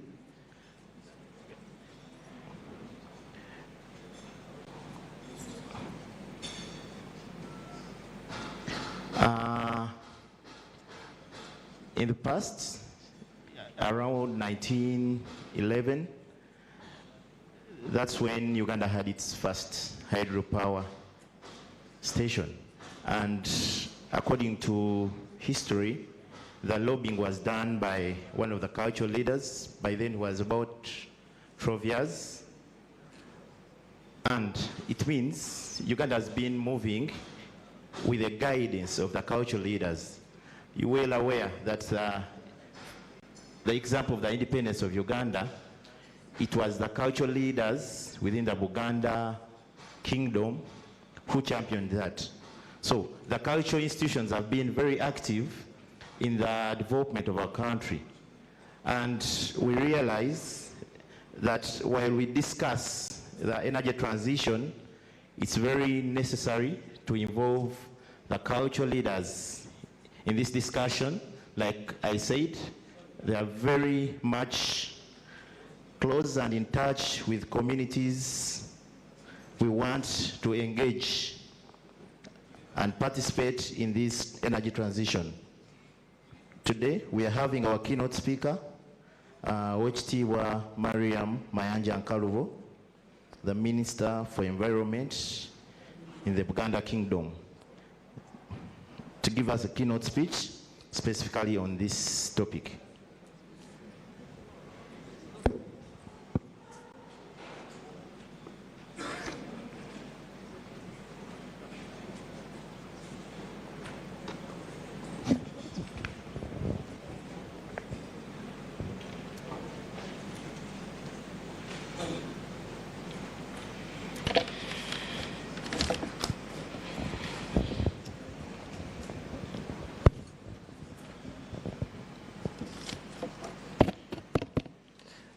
Good afternoon, everybody. Is it on? Hello? Good afternoon, honorable ministers, members of parliament, members of diplomatic corps, permanent secretaries, heads of agencies, dignitaries from ministries, agencies, urban authority, local government, public sector, civil society and academia. Ladies and gentlemen, I bring you warm greetings from the Kingdom of Buganda. Uganda has abundant energy resources like solar energy, thermal energy, hydro energy, yet there is widespread energy poverty throughout the country. The energy crisis is looming as infrastructure and natural resources are destroyed due to climate change. Rivers like Katonga, Kafu, Nyamwamba, Mayanja are bursting their banks, increasing flooding that affect the national grid energy supply as infrastructure is damaged and the entire environment degraded. The people of the Kingdom of Buganda rely on natural resources socially and economically, yet they have very limited capacity to cope up with extreme climate events. The transition to clean energy plays an important role in improving our people's quality of life and reducing reliance on environmentally harmful practices. It also enhances energy security, decreases reliance on fossil fuel, creates jobs, and fosters economic growth. The people of Uganda have gradually transitioned to using renewable energy in a number of ways, like use of solar as source of light and as source of energy for solar powering appliances like phone chargers, phone charging, and is one of the common means of making money by local people in urban and rural areas. Solar dryers are also used as a way of preserving food. We also use solar water pumps that are mainly used by large-scale farmers to improve on their availability of water for agriculture. Briquettes and clean energy cooking stoves have been adopted in rural areas, with the most common one used locally by cooking. These clay cooking stoves, which is more efficient in wood consumption compared to the traditional 3-stone cooking stoves. There is also small-scale production of multi-purpose and affordable biogas, which can be used for cooking and lighting. Uganda region has numerous biogas resources that include human and animal waste, plus coffee husks and wood husks. Electricity is also another major clean energy used in the Uganda region for both domestic and economic use in homes. It is majorly used for lighting, while economically, the electric appliances like fridges, deep fryers, saloon equipment, popcorn machines, and computers are used to make money, which improve the livelihood of our people. Electricity is also used as a source of energy in both small and large-scale manufacturing industries.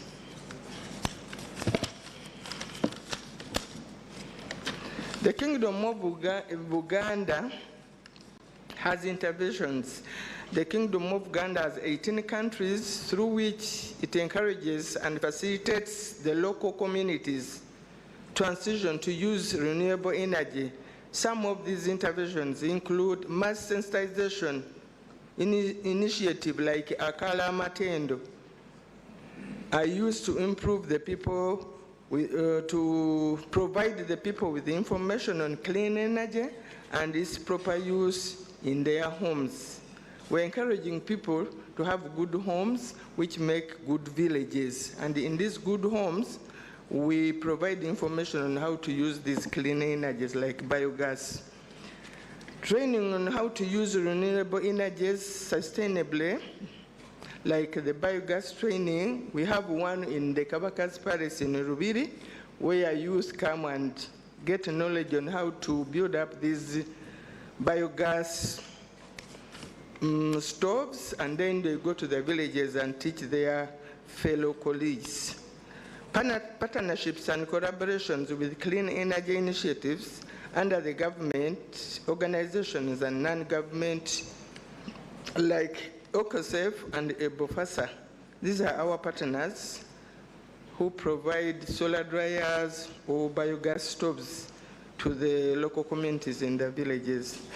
Participation in the policy frameworks, financial literacy and support through CBS saving groups. We have heard of the POWESA groups.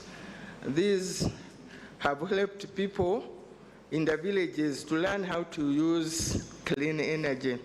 Conservation and promotion of sustainable use of natural resources in all counties, like Ekibira kya Kabaka. Of recent, you had the Kingdom launching the Ekibira kya Kabaka initiative, which has been rolled out to all the 18 counties, and it is really moving faster. We are calling for partners to implement it further. We have some challenges The transition to clean energy comes with the challenges for the local people that have not benefited from significant industrial and economic growth, but are now expected to shift to clean renewable energy. And some of these challenges are, if you look at the biomass energy, we have lack of awareness on proper sustainable usage of biomass. Also, use of inefficient cooking methods and material, high cost and scarcity of alternative cooking fuels such as gas, the increasing population leading to clearance of forests or tree covers, inadequate implementation of government policy and support to encourage energy tree planting. When you look at the hydro energy, we have a high cost of electricity, which is only available to a small percentage of the population. We also have lack of electricity accessibility and distribution, majorly in rural areas, acute power shortages due to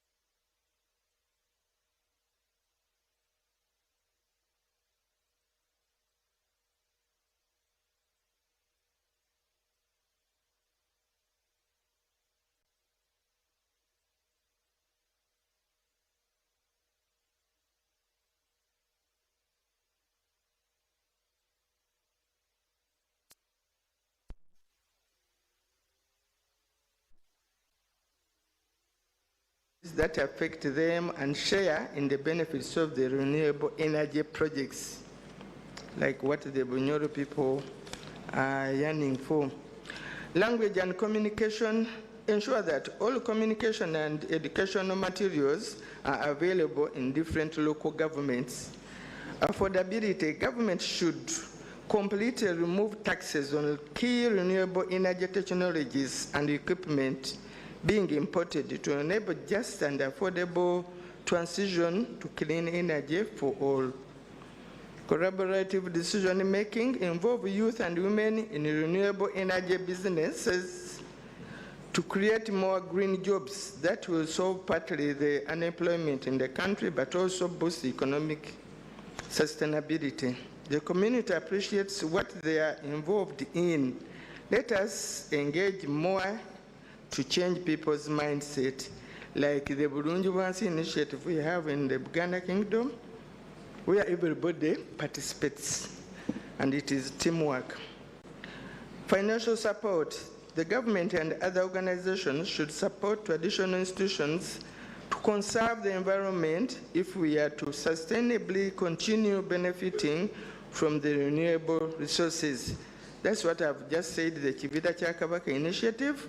Government should come up and support this initiative. Enhance investment. There is a need to invest in the locally led renewable energy projects, since the biggest percentage of our population is still underserved. Tailored solutions. Energy solutions should be developed to cater to the community's unique needs and preferences. For example, there is the untapped potential of local communities and villages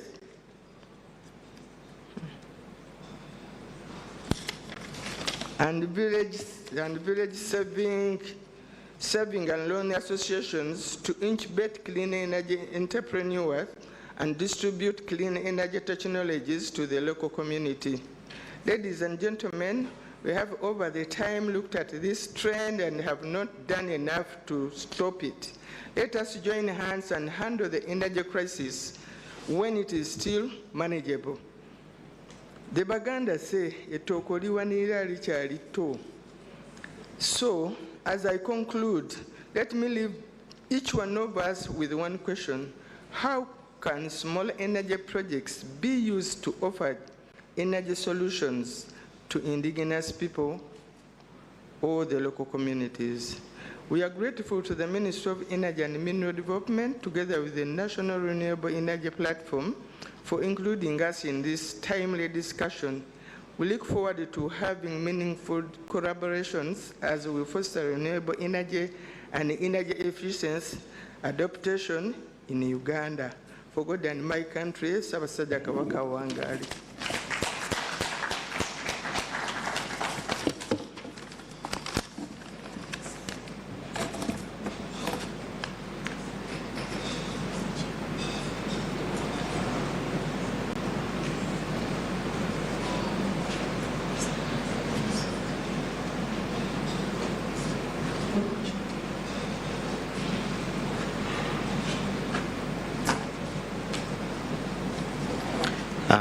Thank you very much, Wekitiibwa. We have less time to accomplish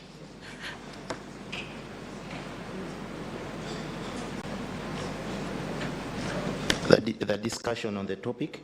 The panelists for today, we have Mr. James Bond Kunebera, Environment Minister for Bururi Kingdom. I don't know if he's around. We have Mr. Collins Motu Atiko, Secretary General for Acholi Kingdom. Yes, you can take the seats. We have Mrs. Teddy Nabakoza Galiwango, Environment Board Member for Buganda Kingdom. We also have Mr. Robert Biaruhanga, Oil and Gas Manager, Bunyoro Kingdom.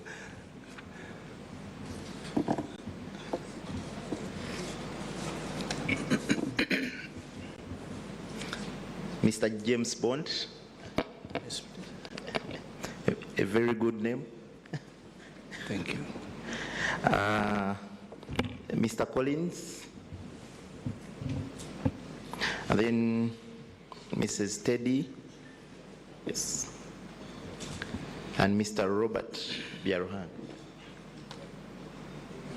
Our partners in this is the Buganda Kingdom.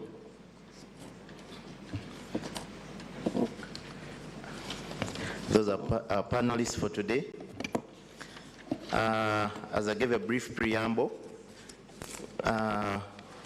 we shall go direct to the topic for discussion. Matter of time, we have about 30 minutes. Yeah. Okay. We have less time. But at least I will accord a minute for each of them to introduce themselves, give a brief bio, just in a minute. We shall start with the extreme. Good afternoon. My name is James Bond Kunovere. I'm the Environmental Minister in the Broad Kingdom. Professionally, I'm an environmentalist and a natural resources manager. Thank you.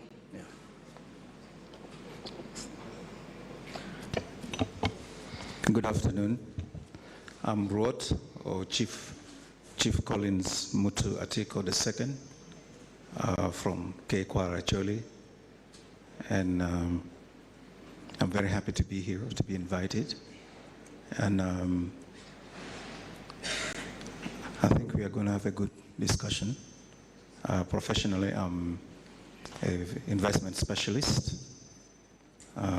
in more to do with real estate development. That's my profession. Thank you very much. Yes. Oh, sorry. I'm the Secretary General of Kwara Choli. I forgot. Thanks. Okay, thank you very much. Yes. You can press. Thank you very much, moderator. I bring you greetings from Bunyoro Kingdom, and my name is Robert Biaruhanga Atwoki. I am the oil and gas manager of Bunyoro Kingdom, and professionally I am an environmentalist with a Master's of Science degree in oil and gas management, but majored in quality, health, safety, and environment. Thank you. Yes, Madam Teddy. Good afternoon.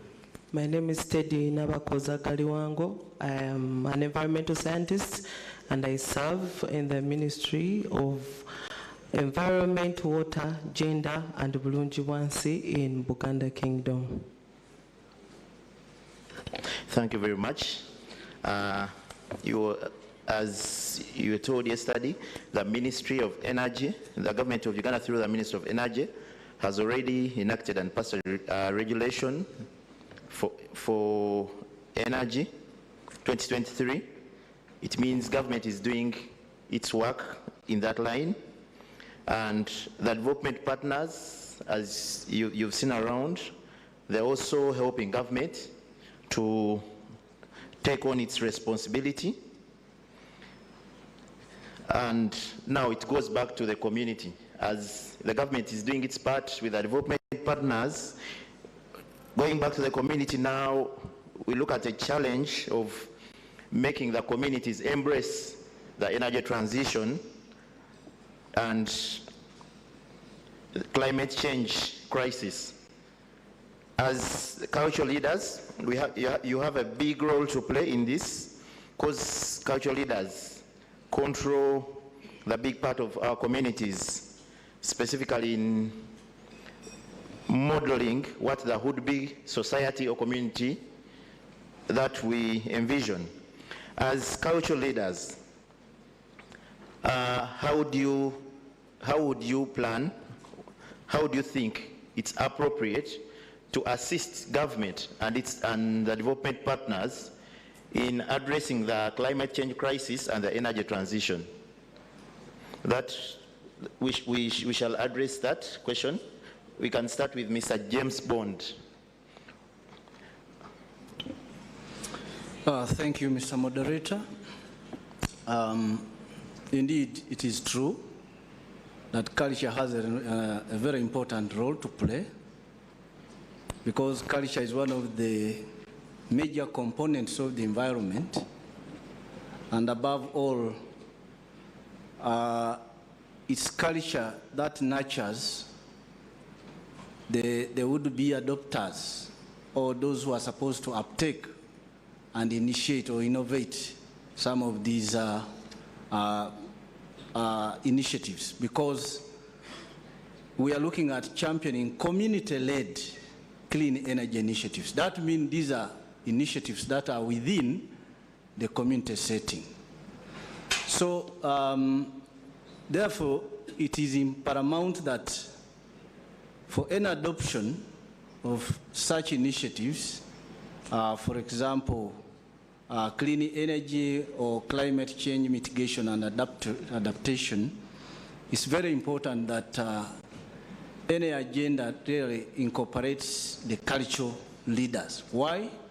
Simply because this is where culture nurtures humanity from childhood to youthful stage until somebody transits to adult age.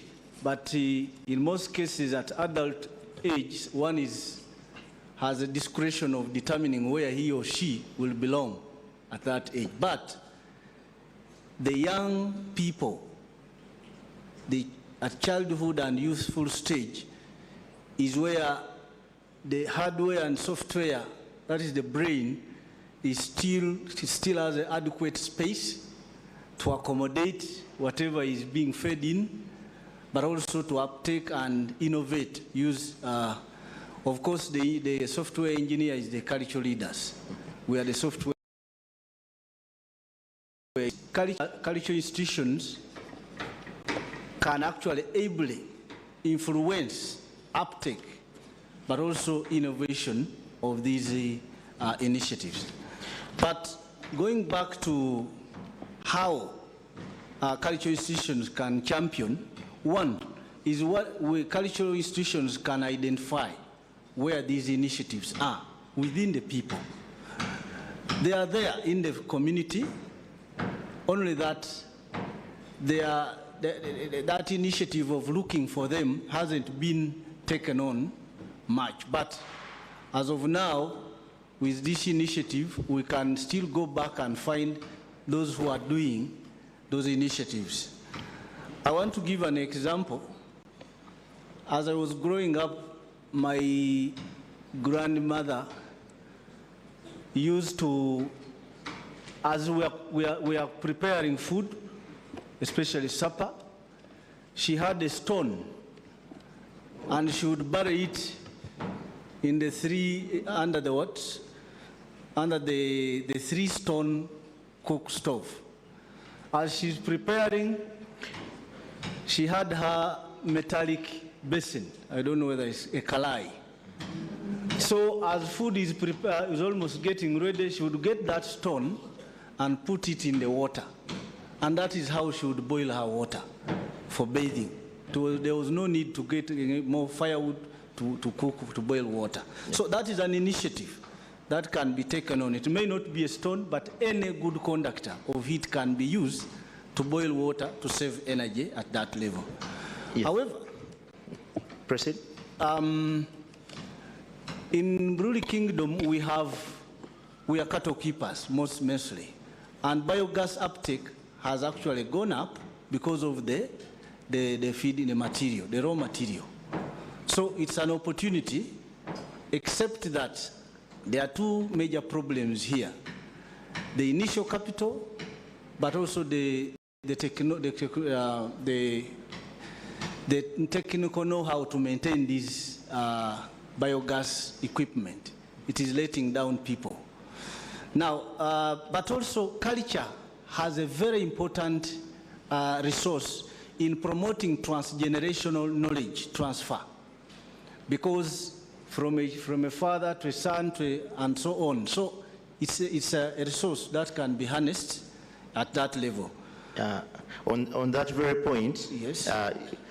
That transfer of knowledge over time, yeah. Like culture, as cultural leaders, you've managed to conserve norms over time, and specifically this relates to mindset and controlling people's idea of society. Going to Mr. Colin, how would cultural leaders assist in minimizing that factor of mindset change in adoption of clean energy technologies? Thank you, moderator. I think the most critical part of all this is, first of all, to look at in the communities whether they see any tangible benefits that they get from energy transition. because we as cultural leaders, we advocate for changes. But the question is, do they see tangible results? Do they see tangible benefits for them?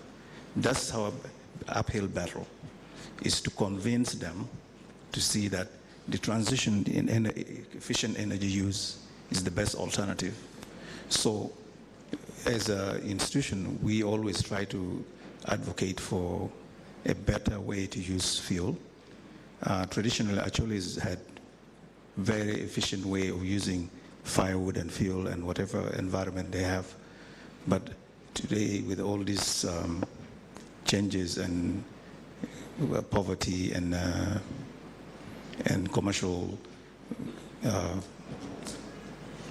use of energy, those trends are beginning to wane off. So it is our efforts is to continue to resist the changes and to make communities understand that we are all in together in this one. And unless we protect the environment, we use energy efficiently, we are going to lose. So I think it is important that that it's not only the cultural institutions that should do this. I think government has a play, development partners have a play to do. Especially for the government, I think we need to change. There must be a paradigm shift into where we invest heavily. I would suggest things like, I quote infrastructure that the government can use to improve on the efficient energy use. For example, we could develop better kilns to produce charcoal and briquettes in the communities or in urban centers, and at a lower cost. We do forest fast-growing trees to supplement the supply. All these things require a lot of investment. For example, if the government builds a highway or a big road, it always spurs development. Similarly, if the government invests in infrastructure, in energy, renewable energies, I think it will improve on the investments from other institutions, like small companies can invest. It depends on what the environment is. But for the cultural institutions, I think it is important that we demonstrate to our communities the better uses of energy and to promote the energy transition. I think that's one of our best use to do is, like we have preserved norms, we also want to preserve the environment and the use of energy. Thank you. Yeah, thank you very much. As we look at climate change, the crisis ahead, usually the negative impacts created by the communities we live in. Bunyoro Kingdom was once an empire which covered up to beyond Uganda, and it had good management of the entire kingdom. And when we look at climate change, the impacts, a wrong deed done in Buganda affects other kingdoms, because the entire Uganda benefits from Lake Victoria, which is situated far from some regions of the kingdom.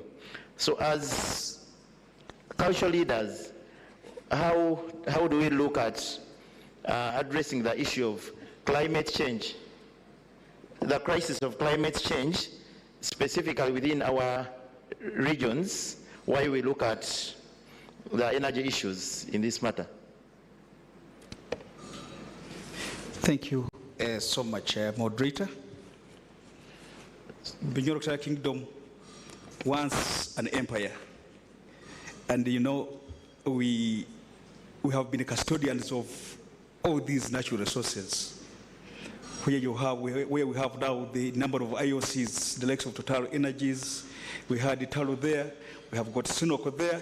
Now UNOC is coming there to extract the resource that we have always protected over time. As an empire. As an empire. Yes. Now, as we look at the issues to do with the climate change, The first thing the United Kingdom has done is to ensure that there is no flaring of the gas within the Alberta Graben, because the first samples of flaring in the areas so that they would pollute the environment significantly. And now the government of Uganda adhered to our call, and they set up the policies, the upstream law that prohibits the flaring of the gases. And what are we saying as a kingdom? When you prohibit the flaring of the gases, then we are saying that at least that gas should be turned into LPG.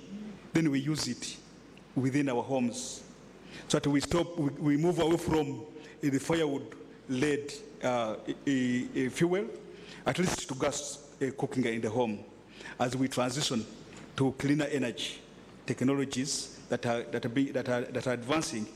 But the kingdom is also championing a number of initiatives within the region.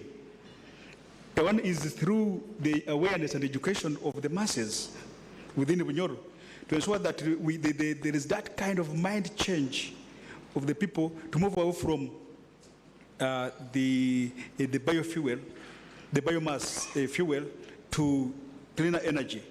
And this is done through various partners that we get from various from various countries, even within Uganda, and even partnership with the government of Uganda. So we ensure that the local people, even those at the lake shores, at least where there is no hydropower electricity, they now take up the solar energy. And if you reach there now, you will find that most of the houses of the people living along the lake have got solar panels on the top of the roofs of their houses. But also don't forget that the major hydropower industries in the country are now lying in Bunyoro.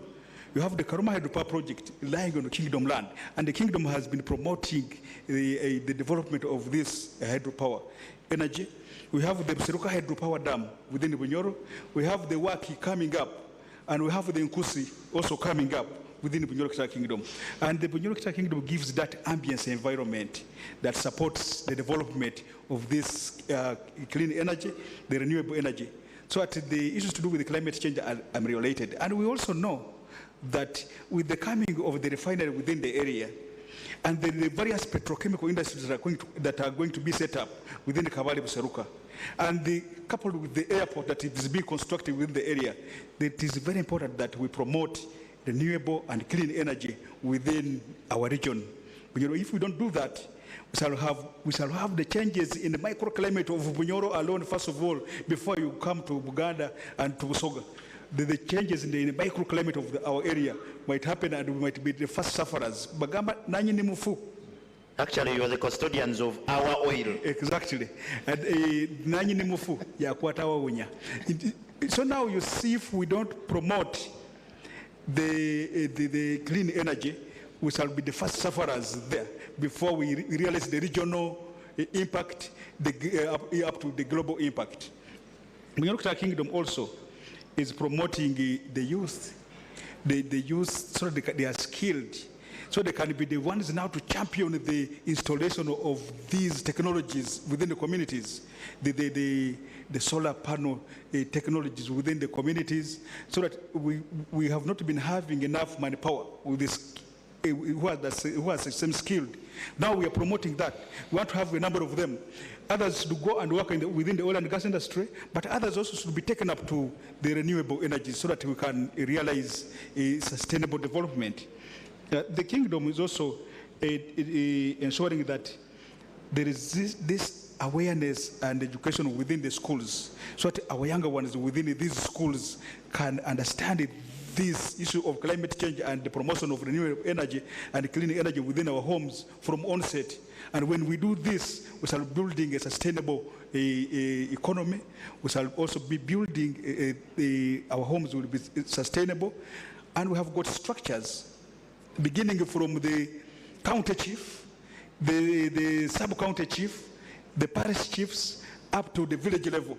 And this structure, we are promoting what we are calling the home model. That home model, which is having enough food for the people at home. You have got food for for selling, and again, you must have clean energy at home. So we are promoting a biogas at household level, so that we have clean energy. Our mothers do not over-suffocate with these gases that come from the three-stone kind of cooking. And we, as a kingdom, we try as much as to invite partnerships from other countries, from even including these oil companies, by the way, through their corporate social responsibility. Actually, as a kingdom, the first partner you would invite in this case would be the Ministry of Energy. Ministry of Energy is a big partner because they are developing a geothermal energy. Yeah, but as they do their work, the kingdom must be keenly interested in every operation of the Ministry of Energy within Bunyoro Kingdom. Yeah, actually, we look at a challenge of pollution from energy exploitation, specifically from Bunyoro region. That is a very big point, because we have been working with the Ministry of Energy from the time they have been developing these hydropower dams, from the time they have been developers in the oil and gas sector. And now we have invited them to develop a geothermal energy down in Kibiro. That is a very significant cultural site, but we allow Ministry of Energy to come and partner with the kingdom to ensure that we develop geothermal. And when we develop that one, we are sure our communities will also leverage from that as well. Thank you very much.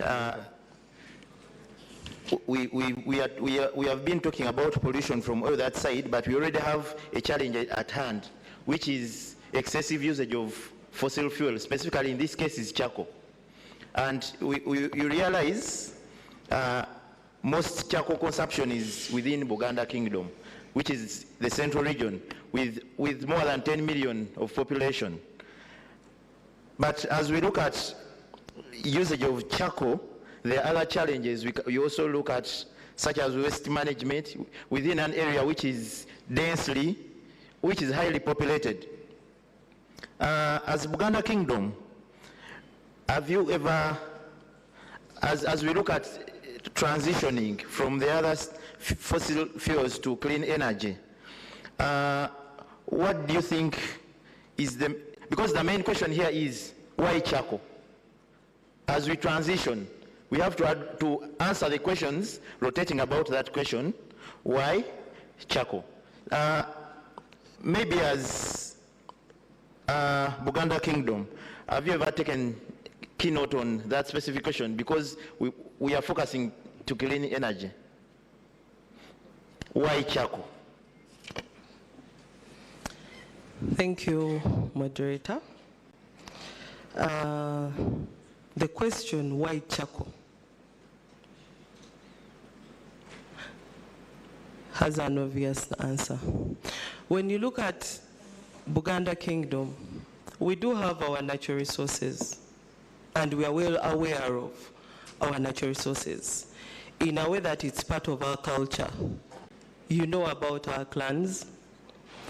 We have clans that are plants. We have clans that are animals, basically life underwater, life on land. So we know about our natural resources. Now, specific focus today are the forests. We have had our forests over time, and of course we are making use of them. We highly depend on firewood for energy, mainly for cooking. So this is where the challenge comes in. It has been an ongoing practice in Buganda Kingdom, but now we are at a point where we have to transition into using clean energy, to transition into managing charcoal usage sustainably. But then you should also ask your question, you should ask yourself a question that as you come in to ask the local communities, the people, the Baganda people, to transition into those cleaner energies, are they ready? Do they understand it? I think we need to go back to the basics before you wonder how cultural institutions are going to come in and change people's mindset into embracing renewable energy, into better ways of using energy, you have to consider the fact that you needed, or you still need, because there is still time, to integrate the cultural institutions in these planning processes. Because a ban to the local people sounds like an ambush. Telling them to stop using charcoal, what are the alternatives? What are they going to use? What is the alternative for them? But then when you integrate these local people, the local institutions, as you plan, introducing improved cooking stoves, they need to understand how it works. I'll give you an example of the matoke, how it is prepared in Buganda Kingdom. We keep it for a long period of time, like an entire day, for it to be served in a way that we believe is the best way it should be served. And then when you look at the improved cooking stoves, the using of briquettes, you have to light the stove, make use of it, cook whatever you have to cook, and then you are done. So explaining this to a local woman out there, that she has to prepare the matoke and be done, because the cooking stove is not going to go on and on for the entire day, could be a challenge.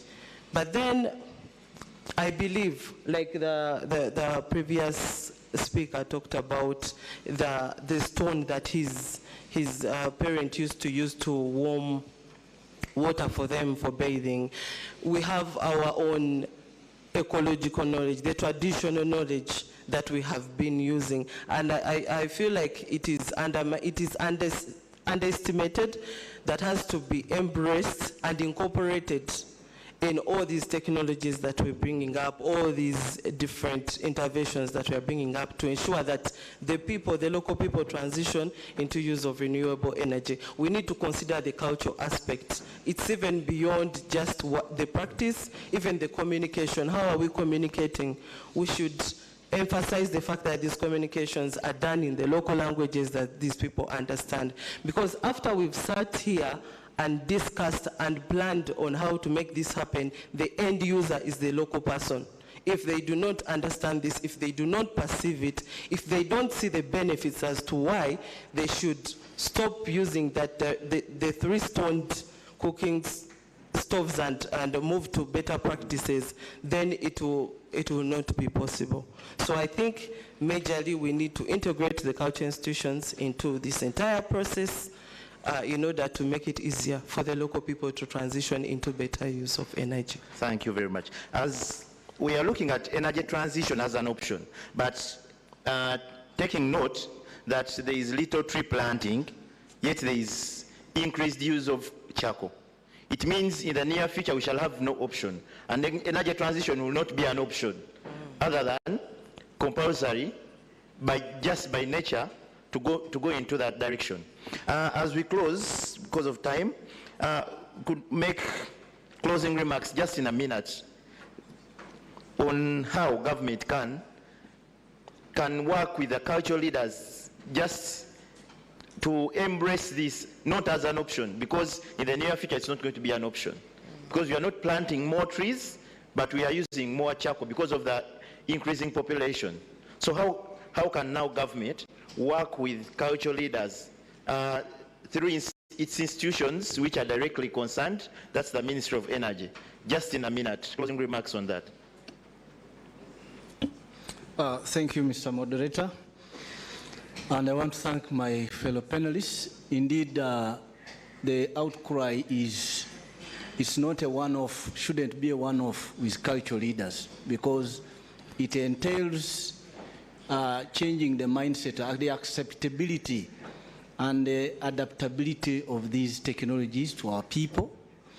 But also, there are some, during a policy formulation, cultural leaders institutions sometimes may be bypassed. For example, you have had the institutions preserving their natural resources, but then a general policy comes up and then it jeopardizes what the cultural institutions have put in place.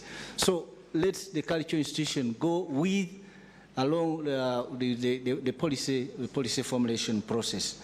But I want also to say that, for example, in my kingdom, in our kingdom, is that the king has pronounced every household should have a wood lot for firewood. Because you are aware, Mr. Moderator, that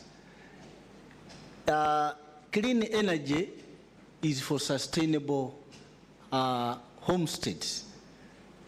Couples, marriages are breaking because of women moving miles and miles away looking for firewood. And they go in stealing from people's farms. And when they are gotten in the farms, you know what might happen later. So, but it's a serious issue in terms of, but what was happening in our place is that even people have gone ahead to uproot roots for charcoal. Can you imagine? They are uprooting roots to make charcoal. And yet, indigenous trees, that is the only seed that is available for such an indigenous trees. So I conclude by saying that that cultural institutions hold the mandate of mobilizing the subjects, and actually the subjects accept willingly, without coercion, not even written rules. So therefore, put on board the cultural institution from the word go, and we shall be there. Yes, then Mr. Colin, as he is summarizing, we want to be specific on how would government engage, or at what point, because already there is a policy in place which is formulated, and we don't expect another policy to be formulated in a period of not about 10 years, in a period of 10 years. So we are working with a policy which is already existing, and it's just new, 2023.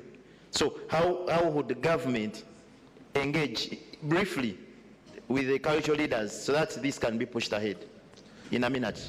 Thank you, Moderator. First of all, I don't think that the policy has been publicized to us. Most cultural institutions don't know anything about the policy. So our involvement early must have started when you are developing the policy, so that we are part of it. Having that said, I think it is important that, as my colleagues have said, that we all be part of this program. And besides that, we must also understand that the population is growing exponentially at the moment, and the demand for fuel and energy is also growing exponentially. And then if we destroy all these forests, then we are going to be left with exactly what you are saying, with nothing. The point is that the commercial charcoal burning is the biggest detriment to the environment as well as the energy use, because the commercial farmers, the commercial charcoal burners, you see, if you're on Gulu Road, you see trailers of charcoal coming from northern Uganda. And actually these days, the forests are being cleaned out. As they said, it's true, they're uprooting, even they're taking out the roots. So unless the government comes up with a new, I think they should, we have the Forest Authority, what are they doing? They should be planting new trees to supplement the energy sources that we have. And we cannot just be sitting back and building policies which are not practical. I think that's what we need to change from there. Yes. Thank you. Thank you very much. Mr. Robert, closing remarks on the same? Thank you so much. When you're removing a knife from a child, you give a stick. I'm looking at a government that currently is promoting a policy development model at policy level. That means they're reaching the communities at that level. And we have been promoting rural electrification, where you have the wires bypassing almost all homesteads without people tapping into that power. Why not government subsidizing this power and ensuring that at least it can be affordable to the local person? So then you can begin talking about people living in charcoal burning. When you have provided alternative energy, clean energy at a subsidized rate, then we should come now on table and begin talking about stopping charcoal burning, because you have provided for what the community is supposed to be using. Then you tell them, when I see you on the road, any truck carrying charcoal, I will be in for it. I would, as a kingdom of Bunyoro, would be very delighted to have government, central government, and Ministry of Energy, and all those key players coming on the ground, and all this policy ensuring that it subsidizes the energy options for the local and the rural poor, so that we can realize the stoppage of maybe the minimization on the usage of charcoal within our country. I thank you. Yes, thank you very much, Madam Teddy. As the main caution of fossil fuels in Uganda, maybe you can have some remarks and advice to government on how they can best engage with Buganda Kingdom in the heart of the country on that matter. Yes, thank you very much. I was going to mention subsidizing, making these alternatives affordable, but I'm not going to repeat that. So I will go with finance. Judging from the panel today, you can see that the cultural institutions are involved, greatly involved, and we have different initiatives that we are doing towards the transition of renewable energy. So I think investing in these initiatives, like particularly Uganda Kingdom, we have a Chibira Kya Kabaka, where, well, it doesn't mean that we have one area where we are planting trees, but in every person's home, for as long as you plant a tree, you're contributing towards the Chibira Kya Kabaka. So having partners coming on board to support such initiatives like this very own initiative, I think it will be a wonderful contribution towards this fight. Thank you. Thank you very much, panelists, for the contribution. Hope the directly concerned parties, that's the ministry, has picked at least something from the panelists. And the discussion can continue on the hashtags which were provided for today's, for this discussion. Thank you very much. I would like to close this session. Thank you.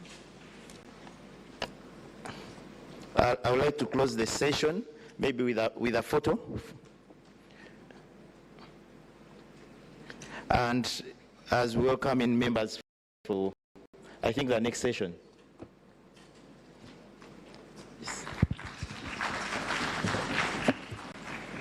Thank you so much, Mr. Naja Nassif.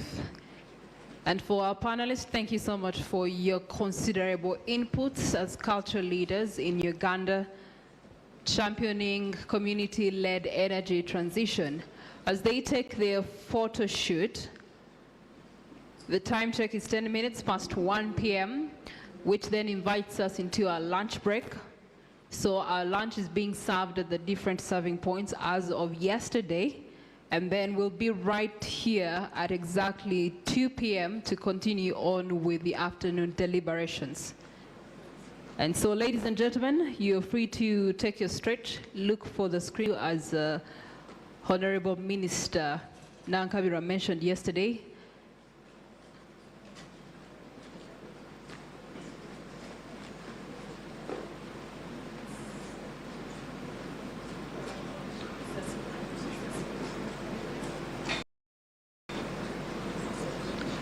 All right, this meeting is adjourned. Lunchtime, we'll be back in this very same room for the afternoon's deliberations at exactly 2 p.m. Thank you very much.